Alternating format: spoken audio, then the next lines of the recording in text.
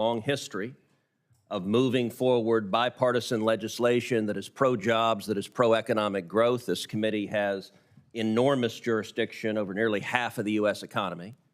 And I'm looking forward to working with Chairman Cantwell and all of the members of this committee on both the Democrat side and the Republican side for a very productive 2 years. I likewise want to welcome our new members, Senator Welch, Senator Budd, Senator Schmidt, Senator Vance. Welcome to this committee. We are going to be a busy and active committee, and we're going to have a lot of fun.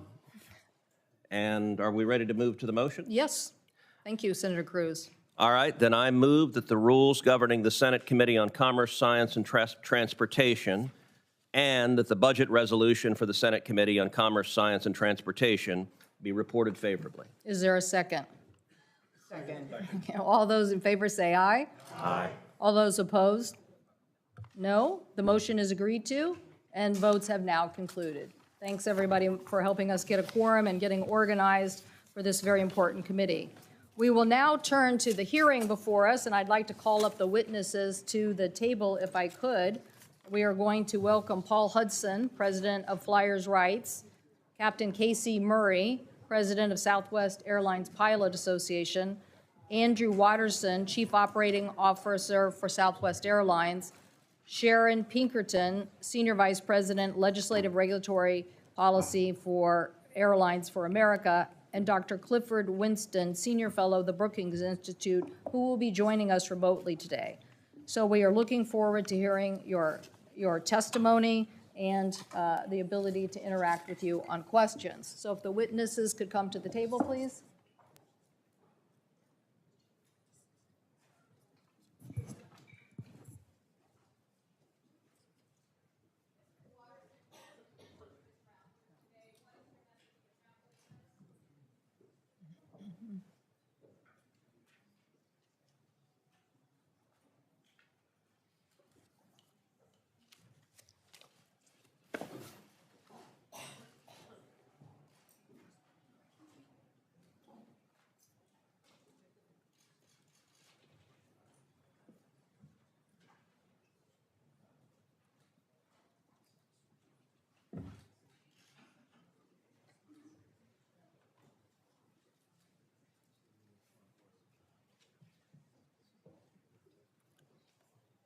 Okay, thank you all for being here. When Winter Storm Elliott hit, U.S. travelers experienced an airline debacle of enormous proportions. While bad weather can happen and is expected, and many airlines recovered quickly, Southwest stood out on its scope of the problems it faced. Over 2 million Southwest passengers suffered consequences, separated from family and friends, not to mention their luggage, and hundreds of thousands of people stranded at airports across the country. We know that many of them had no clear instructions about what to do next. For example, I heard from many of my constituents in the state of Washington about these issues. I heard from a coach of Rainier High School basketball team in Seattle. He and his wife went through a tremendous ordeal. It's very important that we understand that consumers do like Southwest Airlines' point-to-point service. They like that the airline does have many benefits, and they like the friendly flight that they get from their pilots and many of their workers. But Coach Bethia and his wife and traveling party of more than 24 players and parents traveled to Las Vegas on Southwest for a holiday basketball tournament. They were scheduled to fly back to Seattle on December 23rd, but Southwest canceled the flight. When Coach Bethia and his wife contacted Southwest, they were basically told, you're on your own. And they were on their own, all of them. All of those kids and parents stuck in Las Vegas trying to figure out what to do next. They needed hotel rooms, they needed meals, they wanted to try to figure out if they could to salvage their Christmas holiday. They ended up stranded in Las Vegas for 5 days, spending more than $10,000 on hotels and food, and with no idea how they might get back home. Mercifully, a friend offered to front the cost of a charter bus, and finally, 18 hours later, through the snow, they made it back to Seattle. Here's what really struck me, though, when I talked to the coach and his wife and many other people I have talked to. They wanted to know, after their flight was canceled, what were the alternatives? what could they do to get back home, particularly because it was the holiday season. And even though they were missing time with family and friends at Christmas, they also wanted to know about those out-of-pocket expenses, thousands of dollars that they wanted to make sure that they received some information about on how they might get reimbursed. When I spoke to Coach Bethea and his wife recently, they wanted to ask one question. Mr. Watterson, they wanted me to ask you, and I know you're a busy guy, but what they really wanted was for you to call them. Like many of our consumers, they felt like they were getting the short end of the stick. They didn't know how to communicate to anyone, to answer their questions on how long they were stuck. I know that many of these issues Mr. Hudson is going to talk about, and we'll have some ideas. I know we're going to hear about how we can move consumers around more effectively. But doing better also means that making sure that we're not going to give consumers the short end of the stick. We need to make sure we're investing in technology and the surge capacity that I'm sure we're going to hear about, and I'm sure we're going to hear about what could have been done before this that would have helped. We're always going to have these weather events, and some of us believe they're going to become more severe. But what we want is to have a system that is ready to address that and to talk about the alternatives. Captain Murray, president of the Southwest Airlines Pilots Association, will tell us for years there was warnings of the need to modernize the IT system that was dated. I hope Mr. Watterson can explain why those warnings went unheard. From mandatory overtime shifts, there was a stretch into all these conditions, and I do want to thank all the workers that worked those many hours to try to help this recover. I know many of my constituents said how grateful they were for the individual workers who showed compassion and tried to help them. But I do believe this sector needs a more effective policeman on the beat. They need someone over at the Department of Transportation who is going to get the job done. When we need to make sure that consumers are consulted, that their reimbursement fees aren't continually being held up, or as the president said the other night, making sure that children get the access to seat next to their parents. I know that these things seem like very basic consumer issues, but somehow they have been taken for granted. And I think that this incident shows us that we have to get serious about this.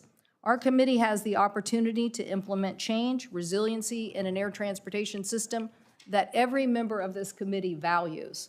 We value it and we want to grow it, but we can't do it on the backs of consumers. So Mr. Watterson, if you will call my constituent, I will feel better that you will be hearing the real voices of consumers directly. Thank you. Senator Cruz. Thank you, Madam Chair, and welcome to each of the witnesses at this hearing. A few moments ago, I referenced the bipartisan and pro-jobs legislation that this committee will be moving forward over the next 2 years. Right at the top of that list is going to be reauthorizing the Federal Aviation Administration. And it is a real opportunity for this committee to focus on aviation safety and also innovation and ensuring that we have a competitive aviation sector that gives consumers what they want, which is low prices and the ability to get where they want to go for work or for play inexpensively and conveniently. Safety, quite rightly, is the top priority of the FAA, and we should not be compromising on safety. With too many recent near misses, we have to consider how to keep our airspace safe and efficient. Just this past weekend in Austin, Texas, there was a near disaster that was averted thanks to the quick reaction of the pilots. But it could have been a horrific day had those two planes collided on that runway in Austin. And it is my hope that we use the reauthorization opportunity to push the FAA safety and technology into the 21st century, to protect competition, and to resist the temptation to get into the business of regulating prices, which will only make air travel unaffordable. We all know why we're here today, which is in the middle of the holiday travel rush.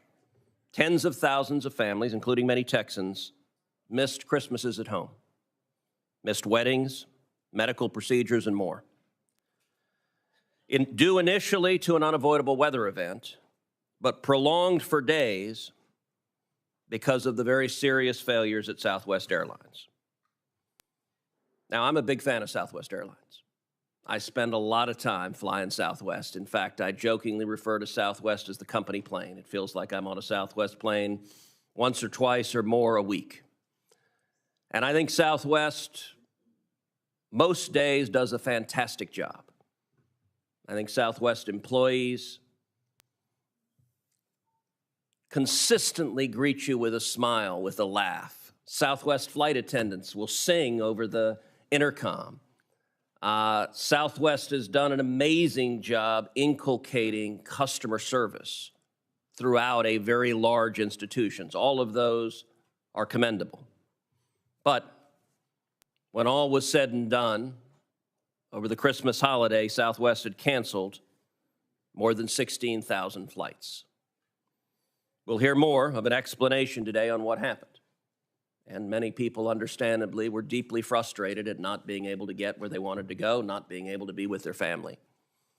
And I've had multiple conversations with senior leadership at Southwest. I'm confident they understand it was an epic screw-up and that they are committed to doing everything possible to prevent its recurrence. The airline has already paid out hundreds of millions of dollars in refunds, free future flights, and reimbursements for stranded travelers' out-of-pocket expenses. And the airline's working hard to win back travelers' trust. What I hope to hear today are the specific concrete steps taken by Southwest management to ensure that a similar operations meltdown never happens again. Now,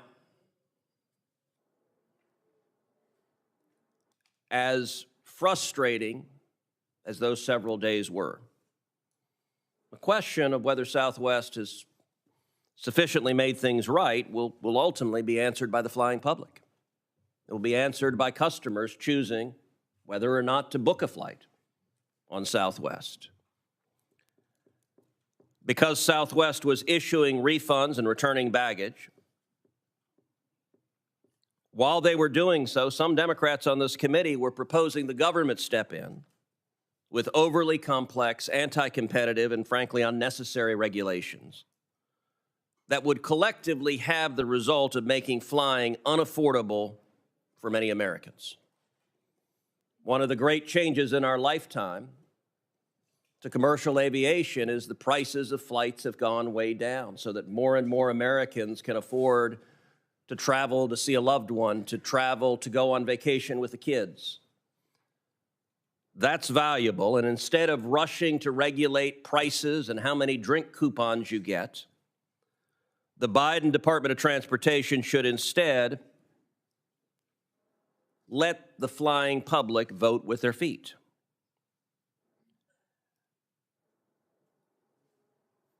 We need to be, as a customer, if I'm not confident of an airline's ability to get me from point A to point B on time, I'll choose a different airline. Southwest knows this, and it's how they have earned so many customers over and over again. And the Biden Department of Transportation doesn't seem to have quite the same faith in consumers. Last month, the Department of Transportation announced that it is investigating whether Southwest engaged in, quote, unrealistic scheduling for the holiday season. This provision of law permits the Department of Transportation to decide if a singular route is chronically delayed, which means it is delayed by more than 30 minutes, more than 50% of the time. Never one to let long-standing and well-reasoned precedent stand in the way, the Department of Transportation now plans to investigate the sensibility of the entire schedule, armchair quarterbacking the scheduling and operations of an entire industry. That's just foolish. Regulatory overreach, as egregious as that, would undermine decades of progress in air travel, harming the very consumers that DOT claims it's trying to protect. To avoid arbitrary fines, airlines would reduce service to pad their schedules. A world in which the Department of Transportation can deem an entire airline schedule, quote, unrealistic, is a world with fewer flights to smaller airports in Texas, in Montana, in Nevada, in Arizona, and less flexibility and competition for airlines, and ultimately, higher prices. Notably absent from today's meeting is Secretary Buttigieg. Just a few weeks ago, the FAA had its own epic screw-up with the meltdown of the NOTAM system. Under Secretary Buttigieg's watch, the FAA issued the first nationwide ground stop since 9/11, leading to thousands of canceled flights. Now, the Department of Transportation didn't give any mea culpa to impacted travelers. The Biden DOT didn't issue refunds, it didn't issue reimbursements, it just screwed up their flights and then proceeded to say, we want to be in charge of how the airlines behave. Even though the FAA has been modernizing their NOTAM system since 2012, and Congress has fully funded the NOTAM budget, the FAA predicts they won't finish the modernization until 2030. We need to be defending consumers. Thank you, Madam Chair. Thank you, Senator Cruz. We'll now turn to our witness, starting with Mr. Hudson. Thank you. Welcome. Good morning. Thank you, Chair. Yeah, if you could push your microphone button, please. Thank you. You hear me now? Yes, thank you. Good morning, and thank you, Chair Cantwell, Ranking Member Cruz, and committee members for including the passenger perspective in this important hearing on airline operations and consumer protections. My name is Paul Hudson. I'm here today as president of Flyers Rights, the largest airline passenger advocacy organization. The Southwest Airlines Christmas meltdown, as you know, resulted in 16,700 canceled flights. It impacted directly over 2 million passengers and many more indirectly. It was unprecedented, but not unexpected. Southwest, as well as other airlines, have had past meltdowns due to obsolete technology, lack of reserves of personnel and equipment, lack of stress testing, and unrealistic and deceptive scheduling. The Southwest debacle caused many tens of thousands to be stranded overnight or even for days. They missed important events such as weddings, funerals, holiday gatherings and vacations, work obligations, and even needed medical care. Not to mention the mountains of luggage delayed or lost. Southwest shut down its customer service and could not even communicate with its own employees. The loss to passengers and the economy, which depends on air travel, is well into the billions. Some examples.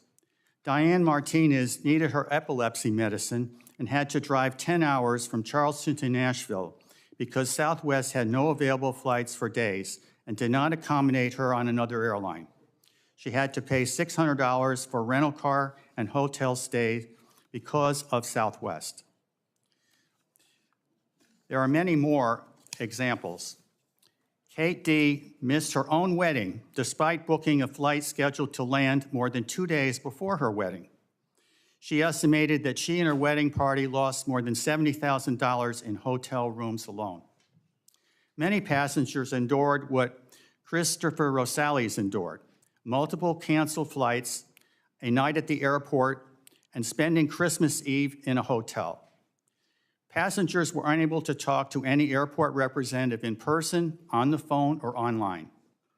All this occurred while other airlines had empty seats. Because U.S. airlines are not required to pay delay compensation for domestic flights, unlike for international air travel, Southwest avoided over $500 million in delay expenses. Under the current system, airlines are actually incentivized to provide bad service. Good service costs money, and bad service saves money. And that money can be used for dividends, stock buybacks, and executive compensation.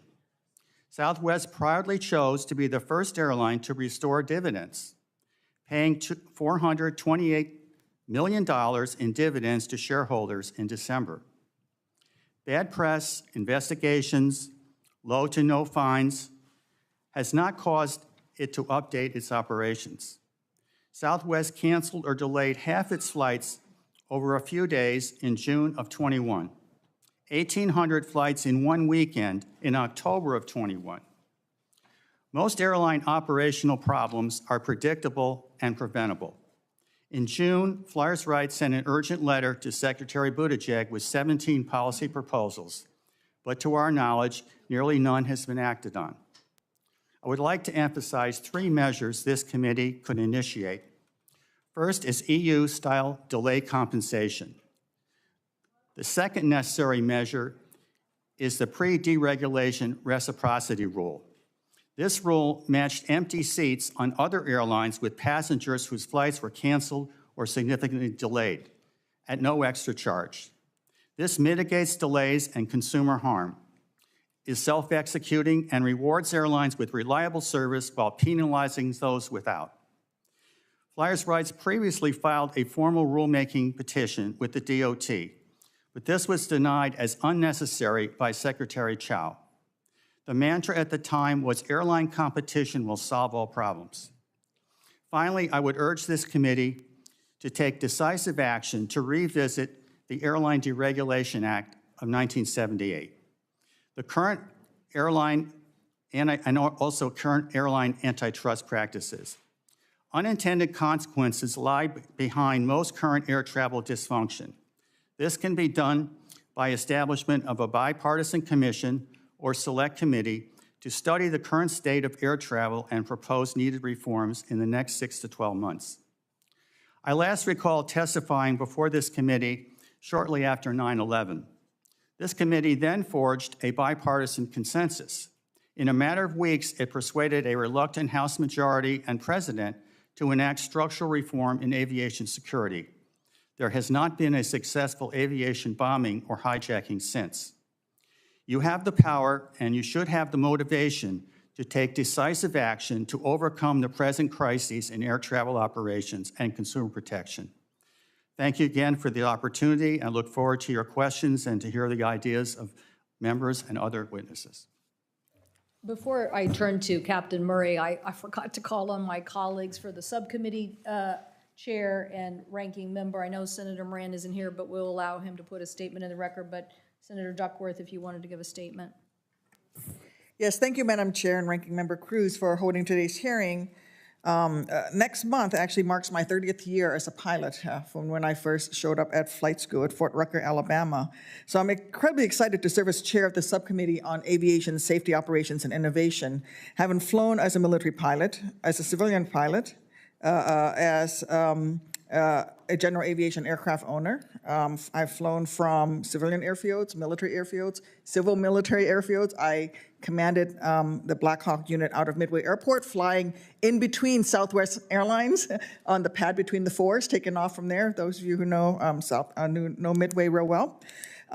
It is my personal mission to make sure that we craft an FAA reauthorization that will strengthen safety, that will bolster the aviation workforce, that will hold the FAA accountable for finally modernizing its air traffic control technology. And consistent with today's hearing, we must also crack down on carriers that have gone away with predatory practices that treat customers like suckers and view passengers with disabilities as disposable. Every commercial airline, American airline, has broken one of my wheelchairs. Every one of them. We need to end that practice. Now is a critical time for our nation's commercial aviation industry. From the deadly Boeing 737 MAX crashes to the FAA's self-inflicted meltdown of its NOTAM system, to the utter collapse of Southwest Airlines operations, blamed on the same weather that every other carrier managed to navigate. Americans' confidence in every facet of our civil aviation ecosystem has plummeted. Today's hearing is hopefully a first step towards rebuilding a foundation that will begin to restore trust and confidence in a civil aviation system that has made great leaps and bounds in safety over recent decades, but in recent years has suffered from complacency and a desperate drive for profits that has placed the needs of Wall Street and the balance sheet above all else. I yield back, Madam Chair. Thank you. Thank you for that. And again, we will have Senator Moran if he wants to put a statement in the record. Now, Captain Murray, welcome. Thank you for being here. Good morning, Chair Cantwell, Ranking Member Cruz. Thank you for the opportunity to testify before you today. I ask my written and oral testimony be submitted for the record. My name is Captain Casey Murray, the president of the Southwest Airlines Pilots Association. I'm a Boeing 737 captain at Southwest, and I'm proud to represent 10,235 of the best pilots in the world. For years, our pilots have been sounding the alarm about Southwest's inadequate crew scheduling technology and outdated operational processes. Unfortunately, those warnings have been summarily ignored by Southwest leaders. Our pilots were right, but SWAPA's goal in today's hearing is not to say we told you so. But right doesn't make our pilots feel any more secure. Our hearts are broken. The December 2022 meltdown was as tragic as it was historic. SWAPA's singular goal in participating in today's hearing is to help ensure it never happens again. We want to be an integral part of its rise once again to lead the industry. While it would be easy to kick our company when it's down, this is our company, and consequently our careers and our livelihoods. SWAPA pilots desire what the American public deserves, a healthy company with happy employees who have the tools they need to deliver a safe, reliable product to consumers. Those who not learn from history are doomed to repeat it, and Southwest has a history of repetition. Unfortunately, despite many opportunities, Southwest Airlines management did not listen to its pilots and frontline employees who saw this meltdown coming. Pilots have a unique perspective to the airline's operation. From the flight deck, we coordinate with nearly every employee group from the front line to the airline headquarters. In order to leave a safe operation, you must be present and willing to listen and collaborate with everyone on your team. What our pilots saw and have known for years is that Southwest struggles to manage nearly any disruption, regardless of the cause. Our recent history and the data shows a pattern of increasingly disruptive operational failures, misprioritization of resources, and worst of all, a hollow leveraging of our culture to cover up poor management decisions. As we detailed in our written testimony, there were three main causes of the December 2022 meltdown. First, Southwest leadership failed to properly prepare for Winter Storm Elliott. Second, Southwest managers failed to modernize crew management processes and related IT systems. Finally, Southwest failed to listen to the warnings of its frontline employees. Much has been made of Southwest's shortcomings in IT and technology, and while that is a causal factor in this failure, that explanation alone misses the underlying issue. The conditions were set years ago when Southwest leaders allowed the airline to drift away from an employee-centered culture. Instead, Southwest leaders focused on making the airline the darling of the investment community while building an insulated and strictly vertical structure where decision-making authority was slowly stripped away from frontline experts with the most situational awareness. Warning signs were ignored, poor performance was condoned, excuses were made, processes atrophied, core values were forgotten. The management pitfall is called normalization of drift, and it was coined after studying the Space Shuttle Challenger disaster. As a result of this normalized drift, our once great company went from Herb's legacy of personality and agility to becoming a technocrat's dream with stovepiped fiefdoms that communicated vertically with little to no horizontal integration. Thankfully, the accountants who got us here are no longer in charge, at least not officially. Perhaps that is a silver lining, but only if Southwest new leaders take bold action immediately. There must be clear actions, not words, and that's what's expected from us. Our hope is that SWAPA's data-driven testimony provides value to the airline industry, the committee, and to the public. We all want to understand how this happened and what must be done together to ensure that it never happens again. As Herb Kelleher famously said, never rest on your laurels or you'll get a thorn in your backside. Somehow, Southwest forgot this lesson along the way, and as a result, Southwest failed 2 million customers. We hope the committee will use this opportunity to ensure that Southwest delivers a timeline for upgrading its crew scheduling technology, improving its crew management processes, and a commitment to collaborate with frontline employees and labor to earn back their trust. Southwest used to be an airline that supported its employees. It has become an airline that is supported by its employees. I'm proud to represent the pilots of SWAPA. I thank you for the opportunity to testify, and I look forward to answering the committee's questions. Thank you, Captain Murray. Now we'll welcome Mr. Watterson. Thank you so much for being here. Good morning, Chair Cantwell, Ranking Member Cruz, and members of the committee. I'm Andrew Watterson, and I'm the privileged to serve as the Chief Operating Officer of Southwest Airlines. I know that Southwest's operational disruption during the last week of December has garnered a tremendous amount of attention, so I appreciate your opportunity to testify on behalf of the company regarding airline operations and consumer protections. I want to sincerely and humbly apologize to those impacted by the disruption. It caused a tremendous amount of anguish, inconvenience, and missed opportunities for our customers and our employees during a time of year when people want to gather with their families and avoid stressful situations. We understand that for many, this is perhaps the most important trip they take all year. Again, on behalf of Southwest Airlines, I'm deeply sorry. Still, we've been mindful that an apology alone, no matter how heartfelt or how often stated, would not suffice. We immediately recognized we had to take care of our customers, and with regards to disruption, we did so in a variety of ways. Allowing customers to rebook their travel at no cost, effectively doubling our normal time for rebooking, granting all reasonable reimbursement requests for our customers' out-of-pocket expenses, including hotels, rental cars, meals, tickets on other airlines, and other necessary expenses like replacement car seats and strollers and pet sitting services. We promptly processed refunds requested by customers for unused airfare for any Southwest flight canceled or severely disrupted during this period. We prioritized returning the bags to their proper owners. I'm pleased to report that except for a small percentage of recent requests, we've completed all those steps. It has truly been an all-hands-on-deck effort, and our people will not let up until the requests are completed. We also made an additional gesture of goodwill, 25,000 Rapid Reward points, roughly a $300 value to every customer significantly impacted by the disruption. So why did this happen? Let me be clear, we messed up, and I would like to explain to you how we messed up. In hindsight, we did not have enough winter operations resiliency, from where and how we de-ice aircraft to the cold resiliency of our ground support equipment and infrastructure. Our high rates of cancellation in Denver and Chicago, where 25% of our flight crews are based, caused our crews to be displaced. At this point, the disruption changed from a weather event that all airlines experienced to a crew event that was unique to us. And once again, when I say crew event, it's nothing to do with the behavior of our employees, it's to do with how we manage the crew network. As the storm moved east, other Southwest airports of all sizes in the central and eastern part of the country began experiencing similar operational disruptions, and the cascade of challenges led to waves of cancellations within 2 hours of departure. This overwhelmed our crew scheduling processes and technology. We had upgraded this system earlier in the year, but we were taking a fresh look at it and other systems of how we should improve. Ultimately, none of this is an excuse. We need to make sure our operational resiliency and technology are strengthened for future extreme weather events, no matter how unprecedented. We owe that to our customers and to our employees. To that end, we've moved swiftly to make our systems more resilient and reduce the risk of further disruptions. We prioritize enhancements to our crew scheduling software. We strengthened our early indicators dashboard to escalate operational issues earlier. And we established supplemental operational staffing that can quickly mobilize to support crew recovery efforts.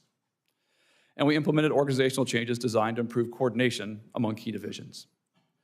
We also are already several weeks underway on improving our structural capabilities around our winter operations. Finally, Southwest has taken additional steps to more thoroughly analyze the disruption and understand how the accumulation of events led us to the end result, from internal department reviews to engagement by our board of directors and commissioning a rigorous third-party assessment. Based on all of this work, we will then reassess our current plans and make any necessary changes. We will invest what's needed to execute that plan in a timely and efficient manner. Let me conclude by reiterating that Southwest believes in building lasting relationships with the communities we serve. We are intensely focused on reducing the risk of repeating the operational disruption we had in December and repairing the trust of our company's had and earned over a 52-year history. I will certainly follow up with your constituents, Chair, when I return to Dallas, and I thank you. I look forward to answering your questions. Thank you. Ms. Pinkerton. Thank you, Chair Cantwell, Ranking Member Cruz, for inviting A4A to be a part of this discussion today. As we begin, I want to give a shout out to airline employees who have done remarkable work in getting our customers safely to their destinations throughout the pandemic and during the recovery. I also want to express our sincere appreciation to the committee for your leadership in working with us and our labor partners on the payroll support program. As you know, PSP funds were critical to keeping tens of thousands of employees on the job during the most challenging time in the history of aviation. It's not an overstatement to say that PSP was the only thing standing between some carriers and bankruptcy. During those difficult days of the pandemic, we continuously said that restarting our industry would be as challenging, if not more challenging, than the rescue. The good news is that air travel rebounded faster than anyone could have predicted, but that came with growing pains. Air carriers, though, quickly took action to address issues within their control. I'll talk more about that later. But the first thing I want to do is address our commitment to our customers. Simply put, airlines want their passengers to be repeat customers. They compete fiercely on customer service. That's why U.S. airlines not only comply with legal requirements, but they go above and beyond. On customer service issues, we put our money where our mouth is. I'll give you an example. Since the pandemic, U.S. passenger carriers have issued more than $32 billion in cash refunds. That's an average of $900 million a month, in addition to other forms of compensation. And that's why refund complaints last year dropped significantly and were under 0.01%. Along those lines, we have absolutely no incentive to delay or cancel flights. Safety is our top priority. If it's not safe to fly, our planes won't take off. Which gets me back to the factors for the operational challenges in 2022. At the beginning of 2022, you may remember, Omicron created unpredictable staffing and absenteeism challenges for both the FAA and airlines. The entire system last year experienced extreme weather, thunderstorms, flooding, not to mention hurricanes Ian and Nicole and a bomb cyclone. It's not surprising then that the first 11 months of 2022, which are the months that DOT has published, 2/3 of U.S. airline flight cancellations were caused by extreme weather at 56% and the NAS, National Aviation System, at 10% collectively. In other words, 66% of the cancellations were out of the carrier's control. But that said, carriers take responsibility for the 34% of the cancellations that were within their control, and they've taken decisive actions to address those issues. What did they do? They reduced their schedules by 15%. They've been on a hiring bench. We hired over 50,000 employees last year. We're at an all-time high record for the last 20 years. Our growth rate has been 2 to 3 times the job growth rate broadly in the United States, and those are airline jobs that pay on average 37% more than the average private sector job. Now, there have been lessons learned from the pandemic. Like most other industries, airlines had to change their staffing models. Several airlines indicate they need 5 to 15% more staff to deliver a smaller schedule. While training and onboarding takes time, carriers are creating larger reserves, we're creating schedule buffers, and we're investing record amounts in technology to ensure resiliency. It's well documented that the FAA is also facing staffing challenges, and as we saw last month, FAA is working with antiquated technology. On the staffing side, NACA has been saying for years that there's a controller staffing shortage. We support 2023 omnibus language that creates a process by which FAA and NACA are working together to identify which facilities are short-staffed. Follow-up on that is needed. FAA's technology issues came into the national spotlight last month when the NOTAM outage caused a nationwide ground stop, the first since 9/11.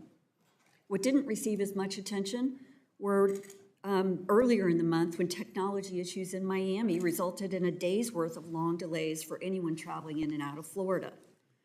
I'm not placing blame or pointing fingers. What industry is saying is that FAA needs sufficient and stable resources to update their technology along with accountability. We're pleased Secretary Buttigieg believes, like we all do, in the need to invest in the future and in infrastructure. That infrastructure must include personnel and technology. In closing, Carriers are doubling down on our efforts to improve our operational performance. But ensuring operational reliability is the most critical action airlines and government can take together for a better customer experience. Airlines are investing record amounts in their people, their technology, and tools to support operations and customers. It's paying off. We saw strong operational performance for the industry as a whole in the last 5 months of 2022 and the first month of 2023, and we expect that to continue. Thank you. Thank you very much. We'll turn to our last witness, Dr. Clifford Winston, who's going to join us remotely. Dr. Winston. Thank you for inviting me here. Can you hear me? Yes, we can. Okay, great. So in my written testimony, what I provided was a summary of academic research on the state of airline competition, the desirability of re-regulation or regulatory reform, and recommendations of policies that would improve the performance of the airline industry. And in a nutshell, what I basically argued was that the strength of airline competition is quite strong. There's good strength there. But I could not really identify a re-regulatory or new regulatory policy that I thought would be helpful to consumer welfare. But I could recommend some policies that had a basis in markets that could greatly help travelers as well as even carriers. Okay, so that's really what I'm talking about. What I'll do in the oral presentation is I'll talk about a key methodological point in my testimony, and that's the idea of a counterfactual analysis, and then the substantive policy point, and that's the idea of policy experiments. This may sound a bit academic, but I assure I'll make this conversational for you. Okay, let me begin with the idea of a counterfactual. A counterfactual is the type of analysis that has to be taken to assess any policy, even mine. Any recommendations today, anything I'm going to recommend, you really have to run through a counterfactual. And what that is an understanding of the world with the policy and the world without the policy, all right? The ideal counterfactual is something that you see probably every year at Christmas time, or you've at least seen it once. And that's the film, It's a Wonderful Life. What you see is a counterfactual for a human being. They get to see what life would be like if they were never born and compare that with the life that they're currently leading now. And there are problems with his current life, but you learn that the world would be a lot worse off if the person were never born. Now, we can't run Hollywood-type counterfactuals for policy, so what have we done in airlines? Well, to justify the case for deregulation, what we did was we compared fares and intrastate flights, which were unregulated in California and Texas, with fares in interstate flights like Boston to Washington. Those are regulated by the CAB. And what we found is that the unregulated fares in this counterfactual were substantially lower than the regulated fares. And Congress was impressed by that finding, and that helped lead to deregulation. When we were in deregulation, how did we assess whether it was a good policy? What we did was project up what regulated fares would be based on the CIFO, which is what the CAB used to determine regulated fares, and compared them with actual deregulated fares. And again, saw a big difference between the lower deregulated fares and the CAB, what they would have been regulated fares. And in fairness to Southwest, they really deserve the lion's share of the credit of the benefits from deregulation.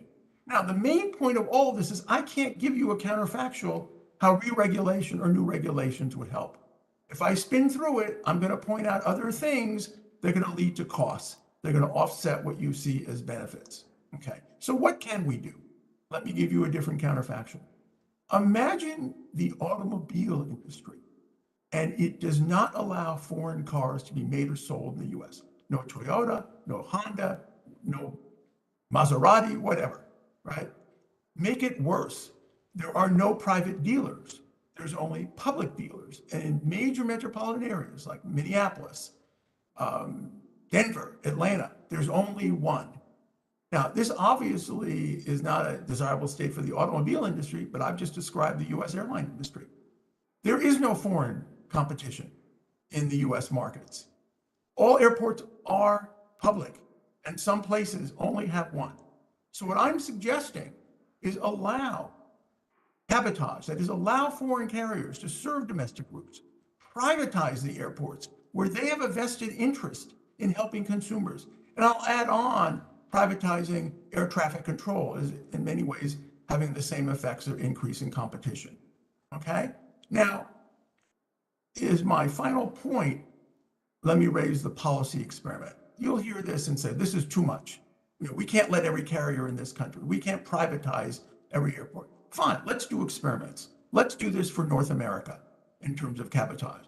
Allow Canadian, Mexican, US airlines to serve all routes in these countries. In terms of airports, we don't privatize all, but let's privatize airports in major metropolitan areas when there are at least 3.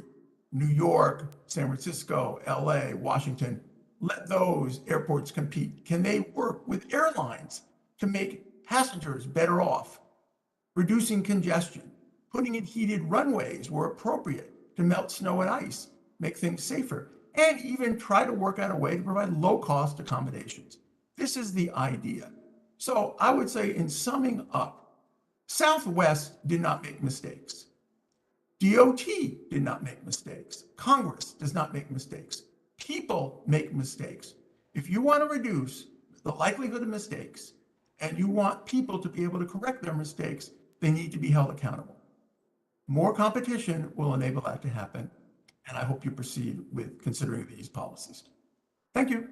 Thank you very much for your testimony. We'll now turn to questions, 5-minute rounds, and I ask my colleagues if you can stick to 5-minute rounds, only because we are expecting a vote at 11 o'clock and also a briefing in the Capitol on the Chinese balloon situation that I know many members are going to want to attend. So hopefully we can get in through as many questions as possible. And depending on the interest of the committee, we will adjourn for a time period and come back to allow members, if we haven't finished up with their questions. But I also want to say this committee is going to make FAA reauthorization a very big priority. So today, I guess, is a kind of a kickoff, if you will, not intended thus, but many of the witnesses have brought up several issues that will, I think, attract more attention from us in our discussion period about this. And we are having a NOTAM hearing with the FAA, I think, next week. So we will continue the operational issues into the future, for sure.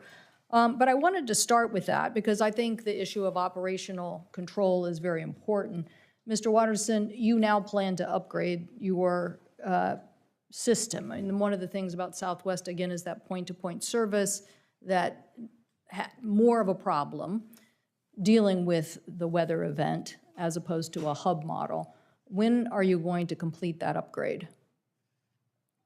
Thank you, Senator. The upgrade to the crew system I talked about? The flight dispatch system. Please correct me if I'm not getting your question correct, but we are spending $1.3 billion in technology this year, which is about 25% more than 2019, and that was, again, 9% more than 2018. So we're moving our spending up faster than our revenue and our size, and we're upgrading a number of systems with that. With regards to this event, our crew scheduling software had a particular fault. It didn't stop working, but we lost, it fell down, so to speak, and overwhelmed. There's a specific... I don't think, on my constituents' point, I don't think they care about whether it didn't go to full capacity, had a glitch. They want to know if you're going to fix that system and when. Yes, Senator. Tomorrow, the fix will go in, and it'll be live in our production system. It's already had 2 rounds in our test system. So that the same event, if it happened in a week, we would have a different outcome. That technology would not stop functioning.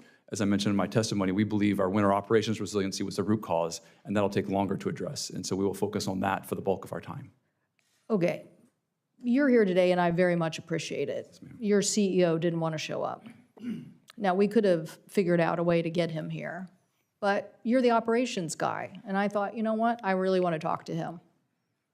So I really want to understand, because I have a lot of pilots here, and they're telling me that they've been telling you about this for a long, long time. And so what I want to know, because a lot of people suffered a lot because of this, juxtaposed to other airlines and where they were, and you just paid out a huge dividend. So people want to know, Are these guys going to invest in the technology that will make this system operational so this will never happen again? Thank you, Senator. We need to invest in technology, but also in our operational systems outside of technology because the winter operations were too much for us. You're correct that other airlines were able to handle the winter weather and we were not. And so to be able to better handle the winter weather, we need more infrastructure at airports for de-icing. We need more de-icing trucks. We need new technology systems with de-icing. We need to weatherize our ground support equipment. So there's lots of work and lots of expenditures we expect to prevent this from happening again, and that will be the bulk of the effort. And so what is the cost of that upgrade that you need to do, and when will it be completed? We're undergoing the assessment right now. We are doing a top-to-bottom view of our winter operations, and they'll undoubtedly be in the millions and millions of dollars, but it won't be until probably in March we'll have finished the assessment of exactly how much and where. We already know in Denver and Midway we need substantial upgrades, and we're already pursuing that with the airports. Do you understand the public's frustration with this? Do you understand that they want to know, and we're going to get into a lot of technology issues, trust me. But I think they want to know that your brand, yes, has been built.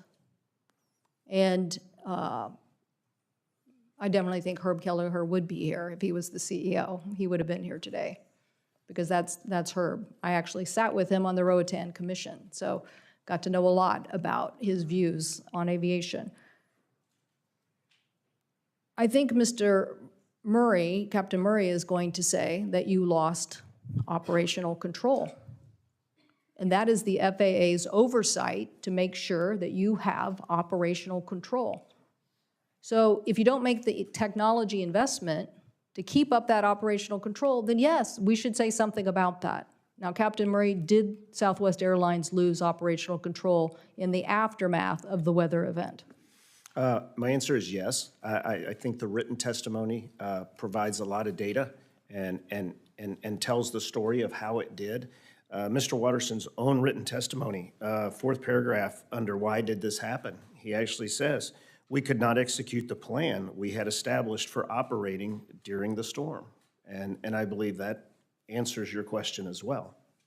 What do you think it takes to get this system changed and upgraded so that if we have another massive weather event, that the point-to-point system that is unique to Southwest doesn't have the same kind of delays and outages? Well, I think it's going to take a much more holistic approach to operating our network.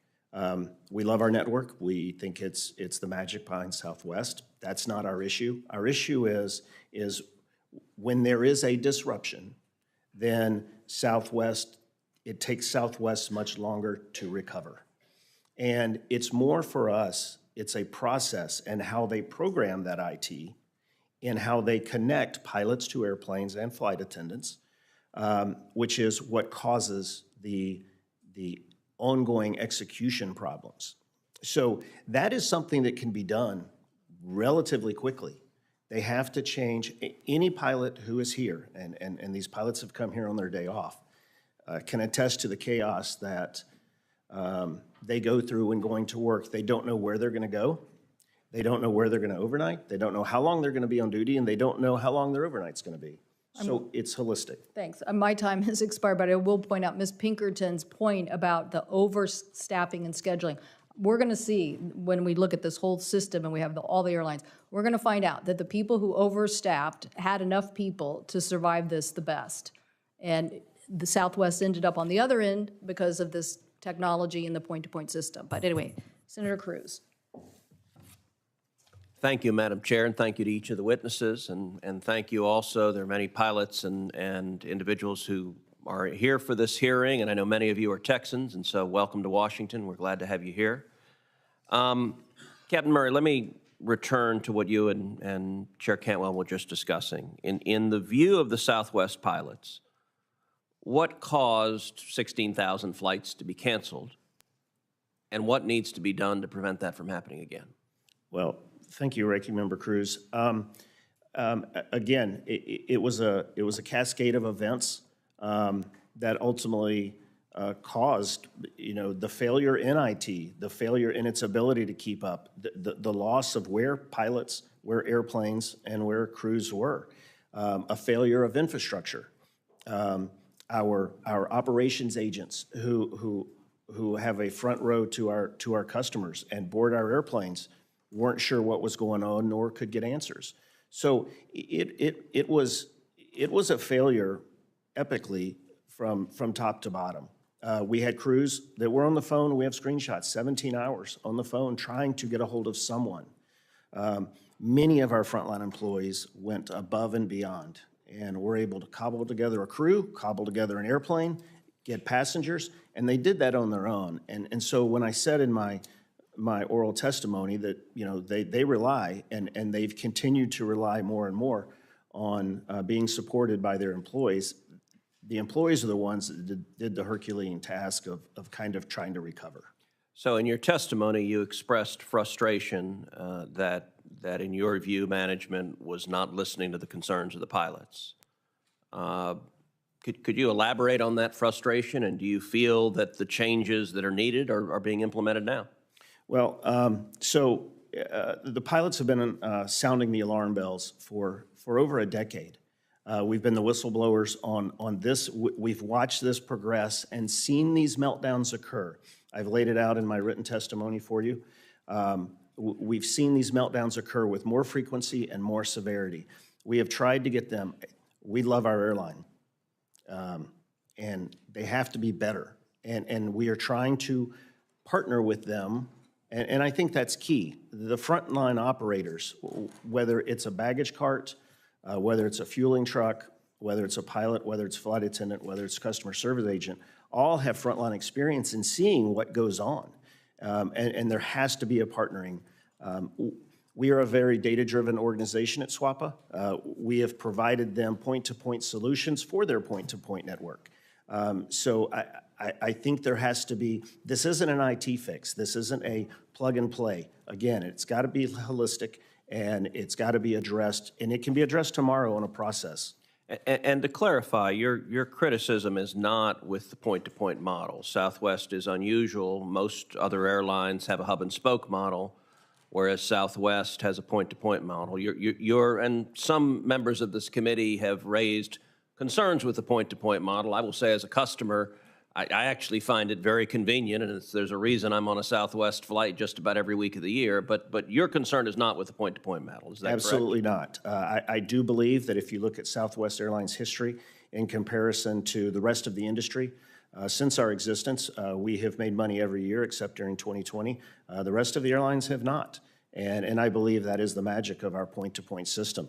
I think our customers love it. I believe it gives us a competitive edge. More importantly, during downtimes, it provides some flexibility and some agility to take advantage of times. Herb Kelleher has a famous quote that we've predicted 12 out of the last 5 recessions. And it was our point-to-point network that provided for that. Dr. Winston, some of the proposals that have been discussed by Democrats on this committee and indeed by President Biden in the State of the Union address involve the government regulating things like pricing, things like fees that customers are paying, regulating things unrelated to safety. And let me be clear, I think it is an integral responsibility of the government, the FAA, to focus on safety and ensure safety for the flying public. And I can understand the appeal of saying to people, you don't want to pay this fee or that fee. I could understand the appeal of saying that every airline must have only first-class seats and a free foot massage with every flight, and that would make flying quite comfortable, but it would also predictably drive up the cost of air travel and price many Americans out of the market of being able to travel for work or leisure. So, Dr. Winston, what would the effect be of the regulations being discussed for the flying public, and would consumers be better off or worse off with the federal government regulating pricing and fees and other aspects of airline travel unrelated to safety? Thank you. So I think the important thing here, we need to be specific, and we want to work with the counterfactual. So we don't, it's a little hard to understand if we go very general saying a regulation. I want to know, what regulation are we talking about? And then we just spin through, okay, what is going to be the full effect of that regulation? So I'll mention one. suppose we say that all checked luggage is free. We have to allow people to be able to check luggage and not charge them. And, on the face of it, that sounds a good thing. People want to check their luggage. They don't want to pay extra fees, but then spin through what's going to happen. Well, airlines are going to incur a cost from that. This is all airlines, not just Southwest. And this is a competitive industry. And they can't incur these costs. They have to pass them on, and they will with higher fares. And we can continue to do this exercise with pretty much anything that I've heard thus far recommended. Now, people complain about transparency. That's a different issue. I mean, certainly airlines, and I don't really know why companies do this, can say, look, here's the price, and quote, does not include in bold letters extras. Put an asterisk and say, here are the extras. So people know they have to pay for baggage, and so on and so forth. So, that's in general what we can expect to see, and we can plug in specific policies. Am I allowed to say something else? Well, if it's really very short, because we're over this time and we need to get to various members. Okay, very short. All airlines run point to point. The only flights that are not point to point are those that crash. Southwest really does not run that different a network than other airlines. Senator Baldwin. Thank you, Madam Chair. Mr. Watterson, you've undoubtedly heard directly from the families who have been, whose travel plans were disrupted by the Southwest meltdown. And many families from Wisconsin also reached out to me. One gentleman, Paul, wrote to me about his very expensive attempt to fly home from Florida to Milwaukee with Southwest. His flight was canceled twice at the very last minute, and while he was waiting at the airport, he had no choice other than to spend an unexpected $222 to stay at a hotel. The next morning, with no good options, he spent about $700 to rent a vehicle and drive 23 hours home. Yes, Paul ultimately was reimbursed by Southwest for those expenses, but he can't really be reimbursed for the time and frustration of being in that unacceptable situation, which so many other travelers found themselves in because of Southwest cancellations. So, Mr. Watterson, as you know, air carriers who accepted payroll support program relief funding were banned from conducting stock buybacks until last year. For me, this was an essential condition when we were writing the CARES Act. While Southwest has not yet conducted any stock buybacks, it was the first major carrier to reinstate stock dividends to shareholders. My preference would be that you prioritize your customers the highest of all. And so do you plan on moving forward with any stock buybacks prior to ensuring that your technology is fully prepared to deal with a similar disruption in the future? Thank you, Senator, and I apologize once again for the disruption your constituents experienced. It's indeed unacceptable, and we'll endeavor to make our system more robust so that it does not happen again. And I'm glad that they're reimbursed. To the extent you have constituents who are not reimbursed, please contact our office, and we'll definitely follow up, because we want to do right by our customers, even if they were unacceptably disserviced. And I'm also very grateful for the Payroll Support Act and other follow-on bills, and we took pains to maintain our end of the bargain, not ceasing service to any domestic airport, restrictions on buybacks, dividends, and executive compensation, which we all find very appropriate, and we're happy to abide by them. And yes, we did recently declare a dividend. We did that after we felt like we had enough funds to properly fund both paying our employees top of the industry wages, or at least accruing for them, for funding, giving generous benefits, funding purchase of our aircraft, funding for our IT department, and also paying down our debt. And so essentially, we pay shareholders kind of at the end of the line after we funded everybody else. And so, yes, Senator, we will continue to fund what's necessary, and whatever comes out of this review, we will fund what's necessary to achieve that. All right. It's my understanding that some airports that are serviced by Southwest were not receiving timely information from the company's leadership throughout the December meltdown.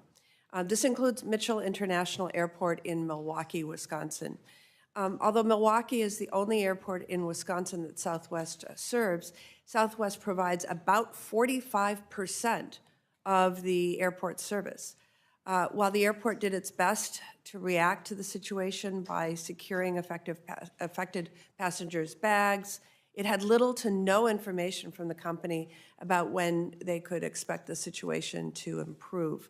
Can you commit to providing clear and improved communication with airports moving forward to ensure that they're able to provide the best service possible to their communities, particularly during any future disruptions in service? Thank you, Senator. Yes, we're proud to serve the Milwaukee area and provide them with great air service, and I commit to you that we will follow up and make sure we communicate better with airports in such situations. Thank you.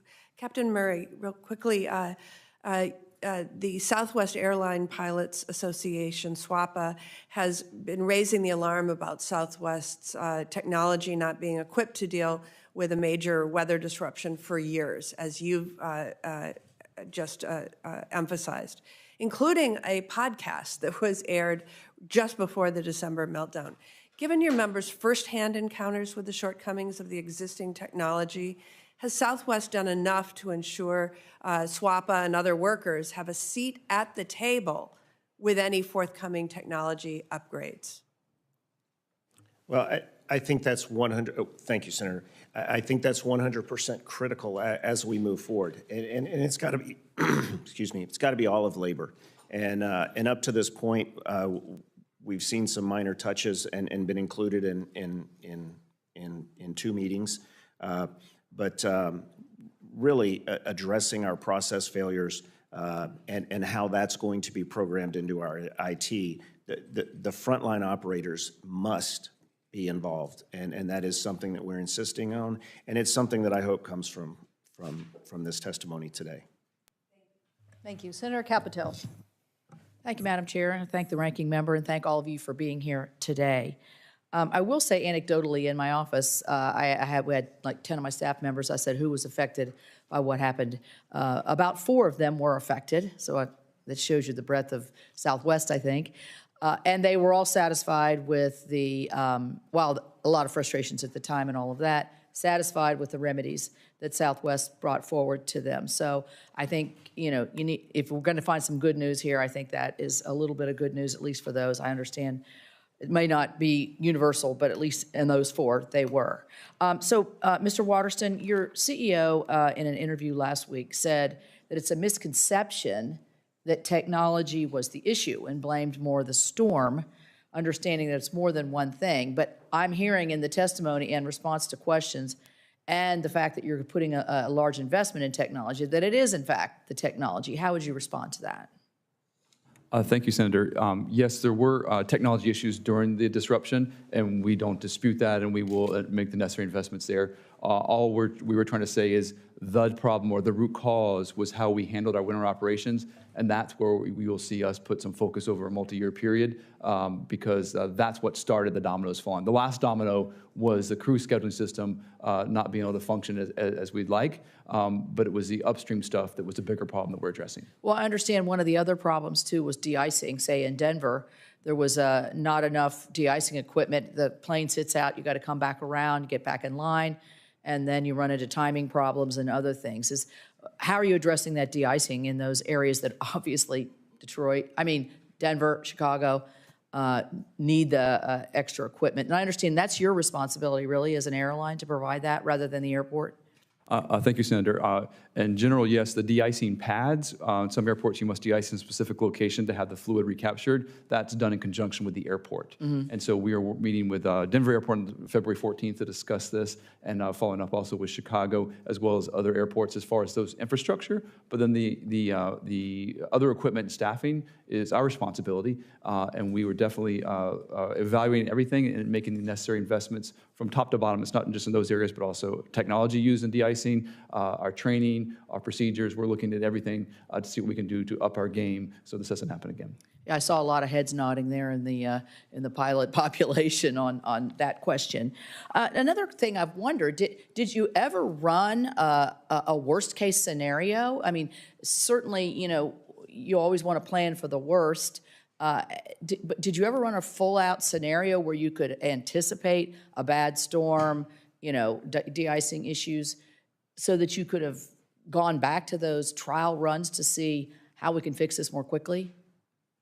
Thank you, Senator. In regards to winter operations, what we look at is our throughput of how many aircraft per hour we're able to effectively de-ice in different levels of storms. And so the initial plan that I referenced in my testimony was based on our previous modeling of how much we could per hour handle in our de-icing pads and such in Denver and Midway. Those, based on history, those proved to be incorrect for this storm. And that's why we need to go back and reinvest in those areas so that we can more robustly achieve those throughput rates. All right. Well, I would highly recommend that. I mean, that also could have brought up, I think, more quickly your technology failures as well.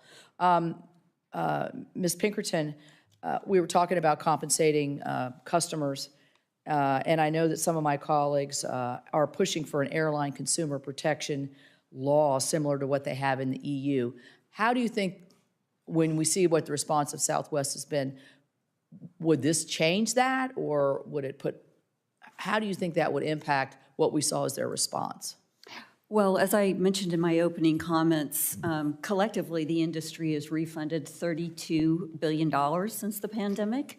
And I think that having an EU-type compensation in this country would be a disaster. I mean, deregulation has been an enormous benefit for consumers. A disaster in that it would be more costly to the consumer? Absolutely. Or confusing? You all are too young to remember this, but it used to be that only the rich could fly. That's not the case anymore, and we'd like to keep it that way. There's no doubt that deregulation has democratized air travel, and yes, a compensation system, and there have been analysis that have been done of the EU system, it just adds cost. It doesn't fix the problem. Southwest and all of our carriers have made record investments in our technology to make it more resilient, to recover more quickly. $21 billion this year. We're expecting $27 billion next year. We need that money to continue to invest in our people and our product and our customers. Thank you. And I'd like to say to the men and women that work in the airlines, particularly the ones flying into places like West Virginia, although Southwest is not, thank you for keeping us safe. It is with great pride, I think, for us to feel when we sit down in that and buckle in that we're handled with great professionals who have our safety at the top of the list. So thank you all very much for that. Senator Klobuchar. Well said, Senator Capito. Thank you. And I agree. Thank you for all your good work, and thank you, Chair, for having this really important hearing. We all know what happened. I know that, as we say in the Senate, everyone has said it, but I haven't said it. But I know what happened in my state, and that is that in Minnesota, nearly 80% of Southwest's flights in and out of our Minneapolis-St. Paul airport were canceled over the Christmas holiday weekend. And meanwhile, the breaking in the crew scheduling led to a lot of overworked Southwest employees with little direction on how to improve the situation. We all know it's unacceptable, and I appreciate the apologies and the comments about the changes that are going to be made. Senator Moran and I co-chair the Travel and Tourism Caucus of the Senate. We're very focused on this, as I know the chair is and many others. So I worked with Senators Moran and Capito just recently to introduce the NOTAM Improvement Act, which is a simple beginning to all this, with a task force to recommend improvements to prevent future outages. Representative Stauber from Minnesota, carrying it in the House. It actually already passed the House, and I know there's going to be many other ideas. I know that Senators Duckworth, Thune, Moran, Fisher, and Kelly and myself are working on a bill to expand the FAA's workforce development, which is also a key part of this, both at the FAA and the private airlines. So, Captain Murray, in your testimony, you highlight how in November you warned about risks associated with the crew scheduling and IT systems. Why do you think your warnings were ignored? Thank you, Senator. Yeah, that podcast